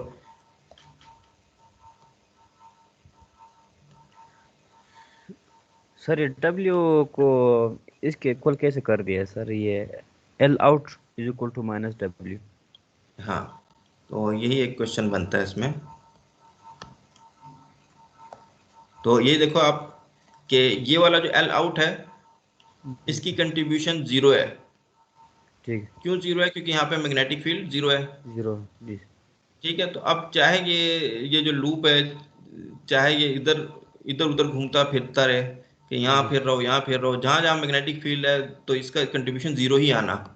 तो क्यों ना इसको मैं जो है बिल्कुल इसके अलाइन कर दूं, समझिए। तो ये मेरे पास जी सर। चॉइसेस हैं, मैं इसको कुछ भी कर सकता हूँ। तो अगर मैं बिल्कुल डब्ल्यू के अलोन कर दूं एल आउट को, फिर भी एक क्लोज लूप बन जाएगा और इतने पार्ट पे वो वैसे भी जीरो होगा। तो उस सेंस में मैंने इसको एल आउट को डब्ल्यू के बराबर कर दिया, ठीक है, ठीक है, जस्ट आपको समझाने के लिए। वरना इसकी अगर आप इंटीग्रेशन करो इफेक्टिवली ये भी इसके बराबर ही आएगा डब्ल्यू के जो है, ठीक है। ये जस्ट ज्योमेट्री के जरिए कर सकते हो, मैथमेटिकली आपको थोड़ा सा इसमें शायद मुश्किल पेश आए। और कोई क्वेश्चन? हाँ, इसका ये मतलब हुआ कि वो डिपेंड करेगा सिर्फ उसके जो क्रॉस सेक्शनल जो लेंथ होगी कि कितने लेंथ पे क्रॉस कर रहा है लूप उसमें। हाँ बिल्कुल, हाँ ठीक है। अच्छा, तो अगला प्रॉब्लम देख लो आप लोग। इसमें क्या है, इसमें इसने एज्यूम किया हुआ है, हाइपोथेसिस ली है कि एक मैग्नेटिक मोनोपोल एग्जिस्ट करते हैं। ठीक है। स्टेशनरी मैग्नेटिक मोनोपोल अगर वो एग्जिस्ट करते हैं तो उनकी मैग्नेटिक फील्ड ऐसी ही होगी जैसे कि इलेक्ट्रिक फील्ड होती है इलेक्ट्रिक मोनोपोल की। Mu naught over 4 pi q m over r. ये कहता है कि आपको ये गिवन है मैग्नेटिक फील्ड अगर गिवन है तो वो कहता है find the acceleration of q e. यहाँ पे q e means electric charge का एक्सेलरेशन क्या होगा, expressing your answer in terms of these quantities. Acceleration इस तरह होगा कि F is equal to m a होता है, ठीक है, तो उसमें एक्सेलरेशन आ जाएगा और एफ जो है वो क्यू वी क्रॉस बी होता है, क्यू वी क्रॉस बी। तो बी में ये आपने फार्मूला पुट कर देना, वहां से आपके पास एक्सेलरेशन आ जाएगा बस एक term. Show that the speed v is a constant of motion. अब वो कहता है कि जो स्पीड है उसकी वो कांस्टेंट ऑफ मोशन है। इसको कैसे शो करोगे कि स्पीड कांस्टेंट ऑफ मोशन है? इसको इसका डेरिवेटिव लेंगे विद रिस्पेक्ट टू इसका डेरिवेटिव जो है वो आप लेना है, ठीक है। अब एक्सेलरेशन आपके पास आ गया तो उसकी उसी ठीक है उसकी मैग्नीट्यूड मेरा ख्याल है वो शायद बन जाए, शायद इस तरह देख लो आप इसको। तो इसका डेरिवेटिव लेना है आपने, इसका डेरिवेटिव ले लो। इसके अंदर फिर डेरिवेटिव में एक्सेलरेशन की मैग्नीट्यूड आएगी, वो आप पुट कर सकते हो इस तरीके से और चेक करो कि आता है वाकई कि नहीं। Zero. Show that the vector quantity this. अब ये वेक्टर क्वांटिटी कहता है, इसका भी आप देखें कि ये जो है ये is a constant of motion. इसमें भी आप इसका टाइम डेरिवेटिव लोगे, टाइम डेरिवेटिव लोगे, यहाँ एक्सेलरेशन की टर्म जो आएगी वो आपने पार्ट ए से पुट करनी है और आपने शो करना है इसका टाइम डेरिवेटिव भी जीरो है, ठीक है। तो ये कुछ इंटरेस्टिंग चीज़ें, इसके और पार्ट्स भी थे मैंने निकाल दिए बस। एक और है ये हेल्महोल्ट्ज कॉइल, यहाँ पे एक्सपेरिमेंट कराते हैं एमएससी में। तो इसमें है कि अगर आप एक खास रीजन में कांस्टेंट मैग्नेटिक फील्ड जो वो प्रोड्यूस करना चाहते हो तो उसमें ये हेल्महोल्ट्ज कॉइल जो वो यूज़ होती है। The magnetic field on the axis of a circular current loop is far from uniform, we can produce a more nearly uniform field. तो ये ज़्यादा ऑब्जर्वेशनल एक्सपेरिमेंटल साइड के लिए है कि अगर यूनिफॉर्म मैग्नेटिक फील्ड आपने प्रोड्यूस करनी है वो कैसे प्रोड्यूस होगी। तो इसमें दो लूप्स इसने रखे हुए हैं, अगर आप इसमें फिगर में देख लो और ये छोटे छोटे पार्ट्स इसने कहा कि आप इसको मैग्नेटिक फील्ड को जो है वो अबाउट द ओरिजिन में खाली एक्सपेंड करना है और आपने ये चीज़ें कैलकुलेट करनी है। तो यहाँ आप इस प्रॉब्लम को देख लेना, इसमें ज़्यादा मुश्किल नहीं है। अच्छा 5.49 है magnetostatics treats the source current and the recipient current, ठीक है। एक सोर्स करंट है जो मैग्नेटिक फील्ड जो है वो प्रोड्यूस कर रही है, दूसरी एक और करंट है जिस पे उसका इफेक्ट, उस मैग्नेटिक फील्ड का इफेक्ट आप कैलकुलेट करना चाहते हो, ठीक है, यानी फोर्स निकालना चाहते हो। दो करंट डिस्ट्रीब्यूशंस हैं, एक current distribution magnetic field produce कर रही है, दूसरे पे उसकी फोर्स लगा रहे हो, निकाल रहे हो आप। या दूसरी जो है वो अगर करंट सोर्स आप समझ रहे हो उसे कि वो मैग्नेटिक फील्ड प्रोड्यूस कर रही है और पहले पे उसकी फोर्स निकाल रहे हो। तो वो कहता है कि जो फार्मूले हम लोगों ने डिस्कस किए, जो ग्रिफिथ ने डिस्कस किए, उसमें वो कहते हैं न्यूटन का जो थर्ड लॉ है वो कुछ थोड़ा सा छुप गया है, कुछ तरह नज़र नहीं आ रहा। तो कहता है एक और तरीका है, अगर आप बायोट-सावर्त लॉ को यूज़ करें, starting with the Biot-Savart law and the Lawrence-force law, तो आप ये एक्सप्रेशन ड्राइव कर सकते हो 5.88 वाला। इसमें वो कहता है कि बड़े आराम से अब आप देख सकते हो कि फोर्स जो है वो न्यूटन का थर्ड लॉ जो है वो फॉलो कर रही है, क्योंकि it is in this form it is clear that F2 equals to minus F1। क्यों? क्योंकि यहाँ पे कहता है कि आर वेक्टर आ रहा है वो चेंज हो जाएगा, ठीक है, कि फोर्स किसकी किस पे निकाली जा रही है, आर उस हिसाब से चेंज हो जाएगा, तो ये आपको साइन दे देगा। अब ये ऐसा प्रॉब्लम है जो क्या कहते हैं, जैक्सन जो है इसने अपने जो टेक्स्ट में डाला हुआ है। तो यहाँ पे दो डिस्ट्रीब्यूशन है करंट की, उसके किसी, ठीक है, उसके हिसाब से इसने कैलकुलेशन की हुई है। ये दो करंट, एक करंट ये लूप है, एक ये लूप है, इस एक का दूसरे पे इफेक्ट है, दूसरे का इसके इफेक्ट निकाला हुआ है इसने। तो ये फोर्स निकाली हुई है ऑन वन लूप पे due to magnetic field from two, ठीक है। बी जो है वो टू की वजह से है और बी मैग्नेटिक फील्ड किसी करंट की वजह से, उसका फार्मूला जो है वो यहाँ कहीं ऊपर लिखा होगा इसने, ये मतलब, ठीक है, बायोट-सावर्त लॉ से। तो वो वैल्यू पुट की इसने, तो यहाँ पे क्रॉस प्रोडक्ट बन जाता है, बस ये आपने सॉल्व करना है, इसमें दो टर्म्स बन जाएंगी और आप इसको फिर देख लो, फिर आखिर में ये आंसर आएगा, ठीक। तो ये आप इधर से भी जैक्सन से भी इसको देख सकते हो। इसके बाद इसने कहा थिन यूनिफॉर्म डोनट शेप एक चार्ज पड़ा हुआ है आपका, उसका मास m है और वो रोटेट कर रहा है about its axis as shown in figure 5.64, ये है, ठीक है। ये चार्ज पड़ा हुआ है जो कि रोटेट कर रहा है इस शेप में और उसका मास m है। तो इधर भी कुछ ऐसी एप्लीकेशंस हैं जो कि आगे लेटर आपके मुख्तलिफ फील्ड्स में काम आती है, जिसमें find the ratio of its magnetic dipole moment to its angular momentum. इसका एंगुलर मोमेंटम भी आप बना सकते हो, इसका डायपोल मोमेंट, इन दोनों की रेशो को हम कहते हैं जायरोमैग्नेटिक रेशो, ठीक है, मैग्नेटो मैकेनिकल रेशो भी कहा जाता है। What is the magnetic gyromagnetic ratio for uniform spinning sphere. इसके अलावा वो कहते हैं स्फीयर का भी मुझे हमें बता दें। इसमें ज़्यादा इंपॉर्टेंट फिर आगे पैराग्राफ में है कि according to quantum mechanics the angular momentum for spinning electron is half h cut, ठीक है। What then is the electron magnetic dipole movement. तो ये ए आपने फाइंड करना है। Classical value is actually off by a factor of almost 2, ठीक है। सेमी क्लासिकली अगर आप इस चीज को लेके चलते हो तो वो कहता है आपके पास 2 का फैक्टर जो है वो मिसिंग है। डराक ने जो रिलेटिविस्टिक इलेक्ट्रॉन थ्योरी जो है उसने वो 2 का फैक्टर सही निकाला। And Feynman, Schwinger, Tomonaga later concluded any further contribution. तो ये सारी जो है वो क्वांटम इलेक्ट्रोडायनेमिक्स की बातें हैं, और इसमें सिर्फ ये है डराक इक्वेशन की। डराक इक्वेशन में ये इसको जी फैक्टर भी कहते हैं, ये प्रेडिक्शन थी डराक इक्वेशन की, ये 2 का फैक्टर आया था। सेमी क्लासिकल कहने का मतलब यही है कि बोहर की थ्योरी को यूज़ करते हुए हाफ एच कट पता चल गया, आप वो रेशो निकालते हो तो फिर क्या आंसर आपको मिलता है। ये नीचे लिखा हुआ भी इसने क्वांटम इलेक्ट्रोडायनेमिक्स, ठीक है। ठीक है, तो ये थोड़ी सी एक रेलेवेंट चीज़ है जो आप यहाँ पे अब थोड़ा बहुत इसको मेरे ख्याल कर सकोगे। अच्छा, uniformly sir charge sphere of particles. हाँ जी सर, ये जो जायरोमैग्नेटिक रेशियो है इसको थोड़ा फिजिकली अगर एक्सप्लेन करें। वैसे तो वो लिखा हुआ है कि वो और डिवाइड करें अगर उसको तो निकल आती है, लेकिन इसका फिजिकली इसका क्या इंटरप्रिटेशन होगी? हाँ, बस फिजिकली जो है ना ये बड़ा मुश्किल क्वेश्चन होते हैं फिजिकली। तो असल में आप ये देखो इससे ना, पहले भी देखी थी एक बार कहीं, तो मुझे इसकी फिजिकल नहीं समझ आया था। बाकी ये तो magnetic dipole moment divided by वो पता लग जाता है। फिजिकली जो है इसकी क्या इम्पोर्टेंस है, इसको किस तरीके से इस क्वेश्चन को मैं लेता हूँ उसके हिसाब से जवाब दे सकता हूँ। एक लिहाज से आप देखो तो इसमें जो है 2 फंडामेंटल क्वांटिटी, कूलम लॉ में देखो चार्ज आ जाता है, और ग्रेविटेशनल जो मैथ्स का लॉ है न्यूटन का उसमें मैथ्स है। तो इन दो की जो रेशियो है एक तरीके से आप समहाउ काइंड ऑफ फिक्स करने की कोशिश करते हो, ठीक है। तो इसमें जो है एक आपका मैग्नेटिक डायपोल मूवमेंट है जिसमें मेरे को चार्ज वाली चीज़ आ जाती है, और एंगुलर मोमेंटम अगर उसका लिखते हो उसमें मैस की जो चीज़ आ जाती है, ठीक है। तो इसमें ये जायरोमैग्नेटिक जो है वो रेशो ये चीज़ बन जाती है।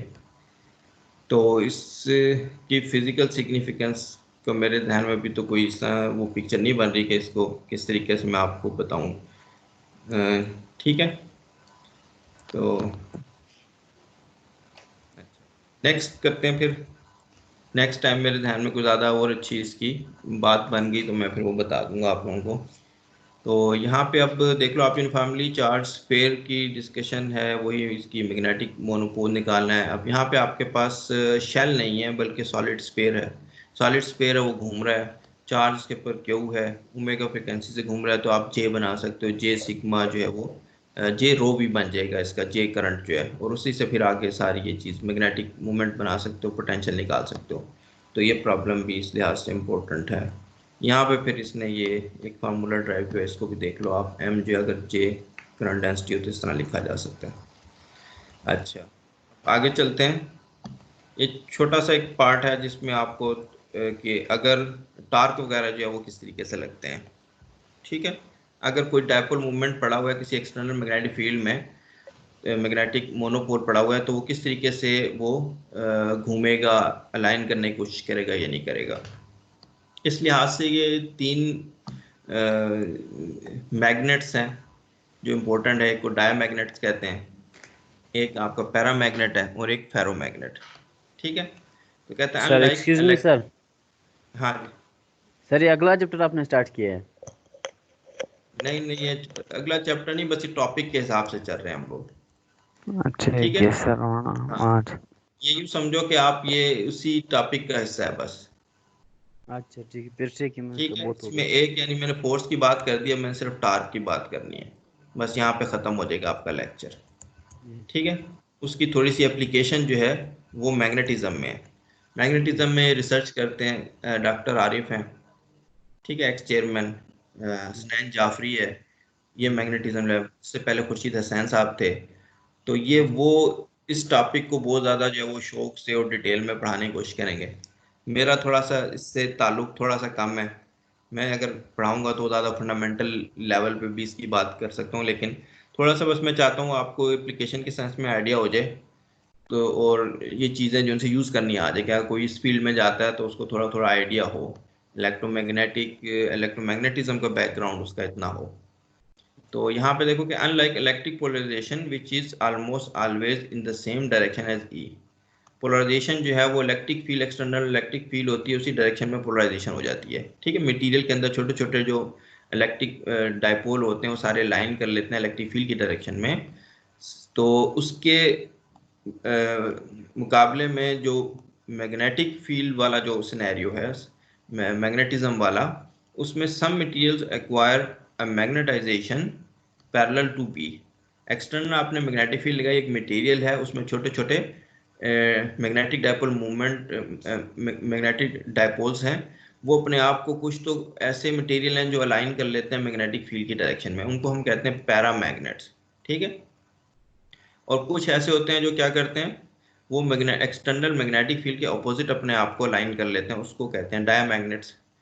तो और कुछ ऐसे हैं जो कि जो मैग्नेटिक फील्ड अगर आप हटा भी देते हो तो वो उनके अंदर जो मैग्नेटाइजेशन आपने इंड्यूस किया वो रहती है, उन्हें हम कहते हैं ferromagnets. A few substances in reference to the most common example iron retain their magnetization even after the external field has been removed. For these the magnetization is not determined by the present field, जो external field है उससे ताल्लुक उसका ख़त्म हो जाता है, बल्कि by the whole magnetic history of the object, के उस ऑब्जेक्ट को आपने तैयार कैसे किया। ठीक है, उस पर आपने मैग्नेटिक फील्ड अप्लाई, इसमें हिस्ट्रियस लूप और इस तरह की चीज़ें आ जाती हैं, तो हम ये डिस्कस नहीं करेंगे, बस थोड़ा थोड़ा मैं चाह रहा हूँ आपको आइडिया हो जाए। Permanent magnets made of iron are the most familiar example of magnetism. ठीक है, तो अब आते हैं टार्क की तरफ। तो टार्क जो है वो डायरेक्ट मैं फार्मूला लिख रहा हूँ, बिल्कुल उसी तरीके से है इसका टार्क का फार्मूला जैसा आपका इलेक्ट्रिक वाले केस में था। ये यहाँ मैग्नेटिक डायपोल मूवमेंट है क्रॉस बी, यहाँ पे था इलेक्ट्रिक डायपोल मूवमेंट क्रॉस ई। इस क्रॉस प्रोडक्ट से ही आपको पता चल रहा है कि एम को बी की डायरेक्शन में घुमाया जाएगा, टॉर्क जो है इस तरह डिफाइन हुआ है। अच्छा, in particular the torque is again in such a direction as to align the dipole up parallel to the field. ठीक है, it is this torque that accounts for paramagnetism. paramagnetism जो है जिसमें डायपोल सारे जो है वो अलाइन हो जाते हैं मैग्नेटिक फील्ड में, तो ये पैरामैग्नेटिज्म इस तरीके से एक्सप्लेन होता है। तो फंडामेंटल लेवल पे आपको ये बताना चाह रहा है, since every electron constitutes a magnetic dipole, तो इलेक्ट्रॉन जो है वो मैग्नेटिक डायपोल, इलेक्ट्रॉन की स्पिन होती है तो उस वजह से वो मैग्नेटिक डायपोल बनता है। वो स्पिन जो है वो बहुत ज़्यादा फंडामेंटल कंसेप्ट है, क्वांटम कंसेप्ट है, उससे मैग्नेटिक डायपोल जो है वो बनाते हो आप। तो इसको कहते हैं picture it if you wish as a tiny spinning sphere of charge. तो आप इसको ऐसे भी पिक्चर बना सकते हो जैसे कोई टाइनी स्फीयर ऑफ चार्ज जो घूम रहा है। ठीक है, तो उसकी जो है वो डायपोल मूवमेंट बन गया इस तरीके से। अच्छा, you might expect paramagnetism to be a universal phenomena. यहाँ ऐसे ही लगता है कि हर मटेरियल में ऐसा ही होना चाहिए। Actually the laws of quantum mechanics, specifically the Pauli exclusion principle, dictates that the electron within a given atom lock together in pairs. तो पाली एक्सक्लूजन आपको पता है, उसमें इलेक्ट्रॉन जो है विद अपोजिट स्पिन, तो इलेक्ट्रॉन को same spin में आने से रोकता है पाली एक्सक्लूजन प्रिंसिपल। ये एक ऐसी चीज़ है, इम्पोर्टेंट चीज़ है, जो एक और फिनोमिना भी जनरेट कर देती है जो कि पैरामैग्नेटिज्म के साथ डायमैग्नेटिज्म भी है। ये एक इम्पोर्टेंट चीज़ है जो डिफ्रेंशिएट करते हैं कि सिर्फ पैरामैग्नेटिज्म नहीं होगा, डायमैग्नेटिज्म भी हो सकता है। ज़्यादा डिटेल में इस पर बातें करूँगा, बस आपको यहाँ ये अंदाज़ा हो गया कि फोर्स करेगा कि एक दूसरे की स्पिन जो है नीचे की तरफ हो। ठीक है, and this actually neutralises the torque on the combination. ठीक है, तो अब अगर पेयर बन गया तो फिर ये क्या करेगा, ये उस इफेक्ट को ख़त्म कर देगा, एक का ऊपर एक का नीचे, इस तरीके से टार्क के इफेक्ट हो, एंड दिस इज ठीक है। As a result paramagnetism normally occurs in atoms और molecules with an odd number of electrons. ठीक है, तो यहाँ पे ऑड नंबर ऑफ इलेक्ट्रॉन्स आएंगे, वहाँ पे जो पेयर वाला इफेक्ट है वो ख़त्म हो जाएगा, जो एक बचेगा जो ऑड होगा वो उसको जो है वो पैरामैग्नेटिज्म को शो करेगा, एग्जिबिट करेगा। ठीक है, तो ऐसे मटेरियल या ऐसे जहाँ पे आपके पास एक्स्ट्रा अनपेयर्ड मेंबर मेंबर मौजूद होता है तो उसमें ये आपको ये टार्क वाला इफेक्ट और मैग्नेटाइजेशन वाला इफेक्ट जो या पैरामैग्नेटिज्म वाला इफेक्ट नजर आएगा। अच्छा, इसके अलावा जो है फोर्स का फार्मूला है। अब फोर्स का फार्मूला आप देख लो। फोर्स का फार्मूला वैसे तो बड़ा जनरल है, इसको आप इसमें भी लिख सकते हो मैग्नेटिक डायपोल मूवमेंट में। वो इस तरीके से बनेगा, gradient of m dot B, gradient of m dot B. और इसको आप कंपेयर कर सकते हो इलेक्ट्रिक वाले केस में जहाँ पे gradient of p dot E है। ठीक है, तो gradient of m dot B, अगर एम जो है वो कांस्टेंट है तो ये ग्रेडियंट जो है ये डेरिवेटिव ये बी पे अप्लाई हो जाएगा। ठीक है, तो बी अगर मैग्नेटिक फील्ड भी यूनिफॉर्म है तो आप देख सकते हो कि फोर्स नहीं लगेगी। Excuse me sir, magnetic field भी अगर यूनिफॉर्म है तो फोर्स नहीं लगेगी, ये इंपॉर्टेंट चीज़ है। हाँ, कोई क्वेश्चन है?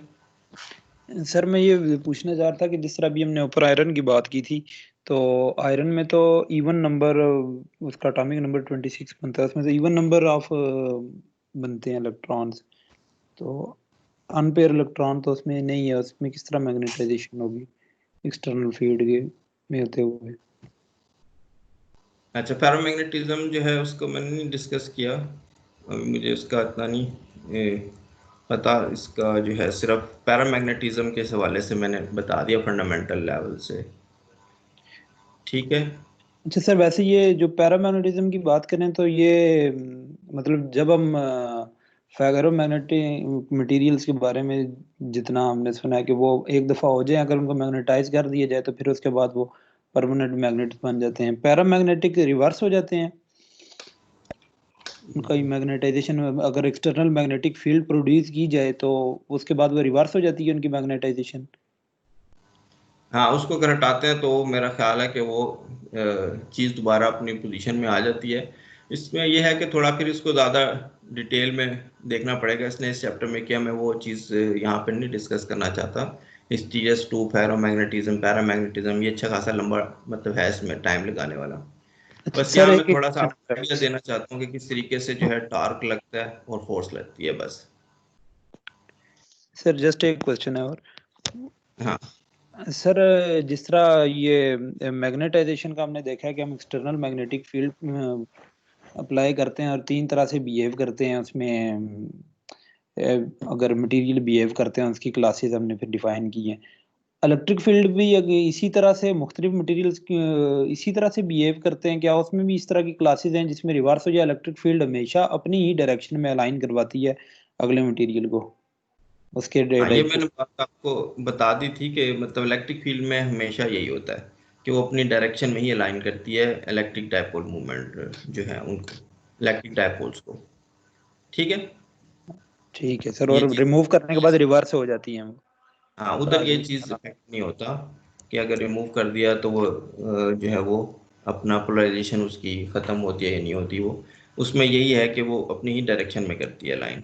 मैग्नेटिक फील्ड में आपके पास ये चीज़ आ जाती है कि वो सेम डायरेक्शन में लाइन कर सकती है, अपोजिट में कर सकती है, और ये है कि परमानेंटली जो है उसको मैग्नेटाइज कर सकती है। तो ये इस तरह की तीन कैटेगरी जो है बन जाती हैं। ठीक है, ठीक है, ठीक है सर। तो हाँ, तो नेक्स्ट लेक्चर में अगर आप लोग इंटरेस्टेड हो तो मैं इसको कर लूँगा थोड़ा सा ज़्यादा जो है डिस्कस। ठीक है, यहाँ पे मैंने जैसा आपको बताना चाहा कि तीन चीज़ें होती हैं। अगर आप लोग इंटरेस्टेड हुए तो मैं इसको ज़्यादा देख लूँगा। तो यहाँ फोर्स के हवाले से मैंने आप लोगों को ये चीज़ बताई कि अगर मैग्नेटिक फील्ड जो है वो कांस्टेंट है या इलेक्ट्रिक फील्ड कांस्टेंट है तो फिर ये फोर्स नहीं लगेगी। ठीक है, फिर सिर्फ ये होगा फोर्स, क्योंकि ट्रांसलेशन इफेक्ट डालती है, फिर सिर्फ रोटेशन होगी। मैग्नेटिक फील्ड जो है वो एम को अपनी डायरेक्शन में अलाइन करेगी, सिर्फ रोटेशनल इफेक्ट होगा, टार्क आएगा। लेकिन अगर मैग्नेटिक फील्ड में ग्रेडियंट है वो वेरी कर रही है तो फिर ये फोर्स लगेगी। तो ये एक इंपॉर्टेंट चीज़ है यहाँ इसके हवाले से। तो यहाँ पे भी इलेक्ट्रिक वाले केस, इलेक्ट्रोस्टैटिक वाले केस के हवाले से दो तीन प्रॉब्लम है। एक में है calculate the torque exerted on the scale loop shown in the figure due to the circular loop, assume R is much larger than A or B if the square loop is free to rotate, but will its equilibrium rotation be? तो यहाँ पे देख लो आप, ये दो हैं, इनके दरमियान में इसने कहा है कि आपने टार्क जो है वो करना है। अच्छा, कौन सा वाला इसमें, if square loop is free to rotate. अच्छा, ये वाला अगर इसको आप अलाउ कर देते हो कि ये रोटेट करे तो ये किस डायरेक्शन में रोटेट करेगा? सिर्फ इसको ठीक है अलाउ किया रोटेट करने को, तो आप बता सकते हो कि ये वाला जो स्क्वायर लूप है ये किस डायरेक्शन में रोटेट करेगा?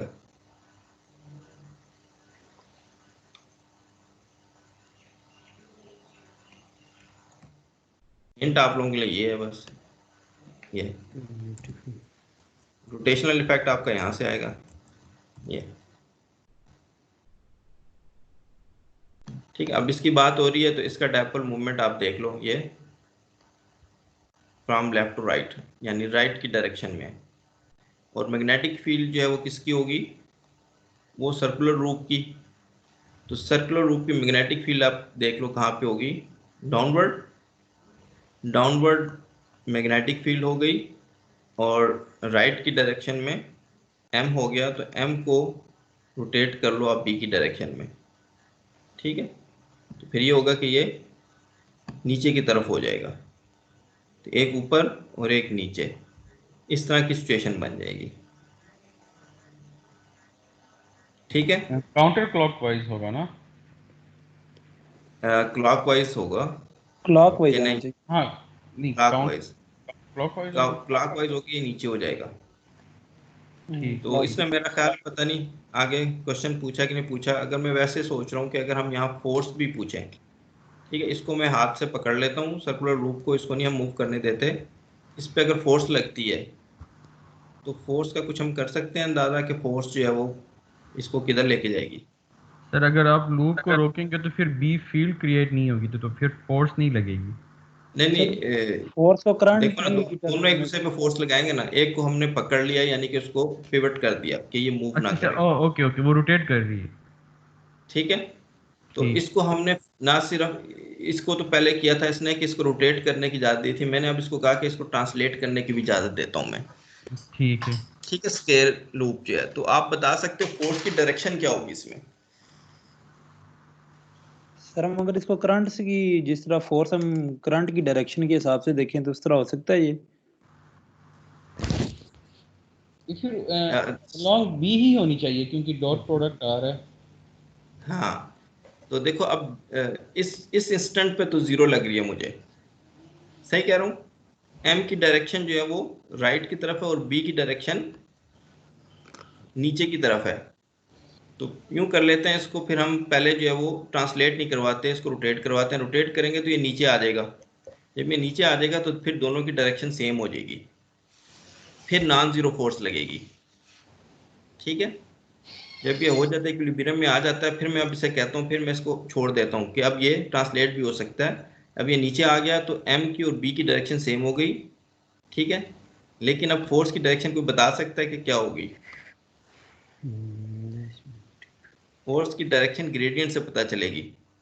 कोई अंदाजा है आप लोगों को ग्रेडियंट जो है क्या हो सकता है यहाँ पे?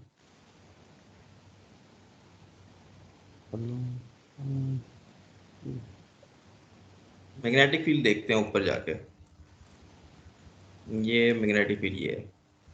अब 90 पे देख लो आप, 90 पे मैग्नेटिक फील्ड की डायरेक्शन बन जाएगी नीचे की तरफ, लेकिन 1/r³ के साथ वेरी करेगी, ठीक है। ग्रेडियंट ले लो अगर आप 1/r³ का, तो क्या क्या बनेगा? ठीक है, यहाँ पे आपके पास ग्रेडियंट बन जाएगा 1/r³ का। 1/r³ का मतलब सिर्फ रेडियल डिपेंडेंस है, ठीक है। और 1/r³ का डेरिवेटिव लोगे तो नेगेटिव आ जाएगी। तो फोर्स मुझे लग रही है, फोर्स इस तरफ आ रही है ना, इस तरफ, ठीक है, टुवर्ड्स अट्रैक्टिव फोर्स आ रही है, यानी इसको इस तरफ खींचने की कोशिश करेगा। 1/r³ का ग्रेडियंट लोगे तो 1/r4 बन जाएगा माइनस साइन के साथ जो है, ठीक है। एक सेंस में वो बन भी रहा है कि अगर आप देखो कि हाँ इस तरह की चीज बन जाएगी मेरे ख्याल से।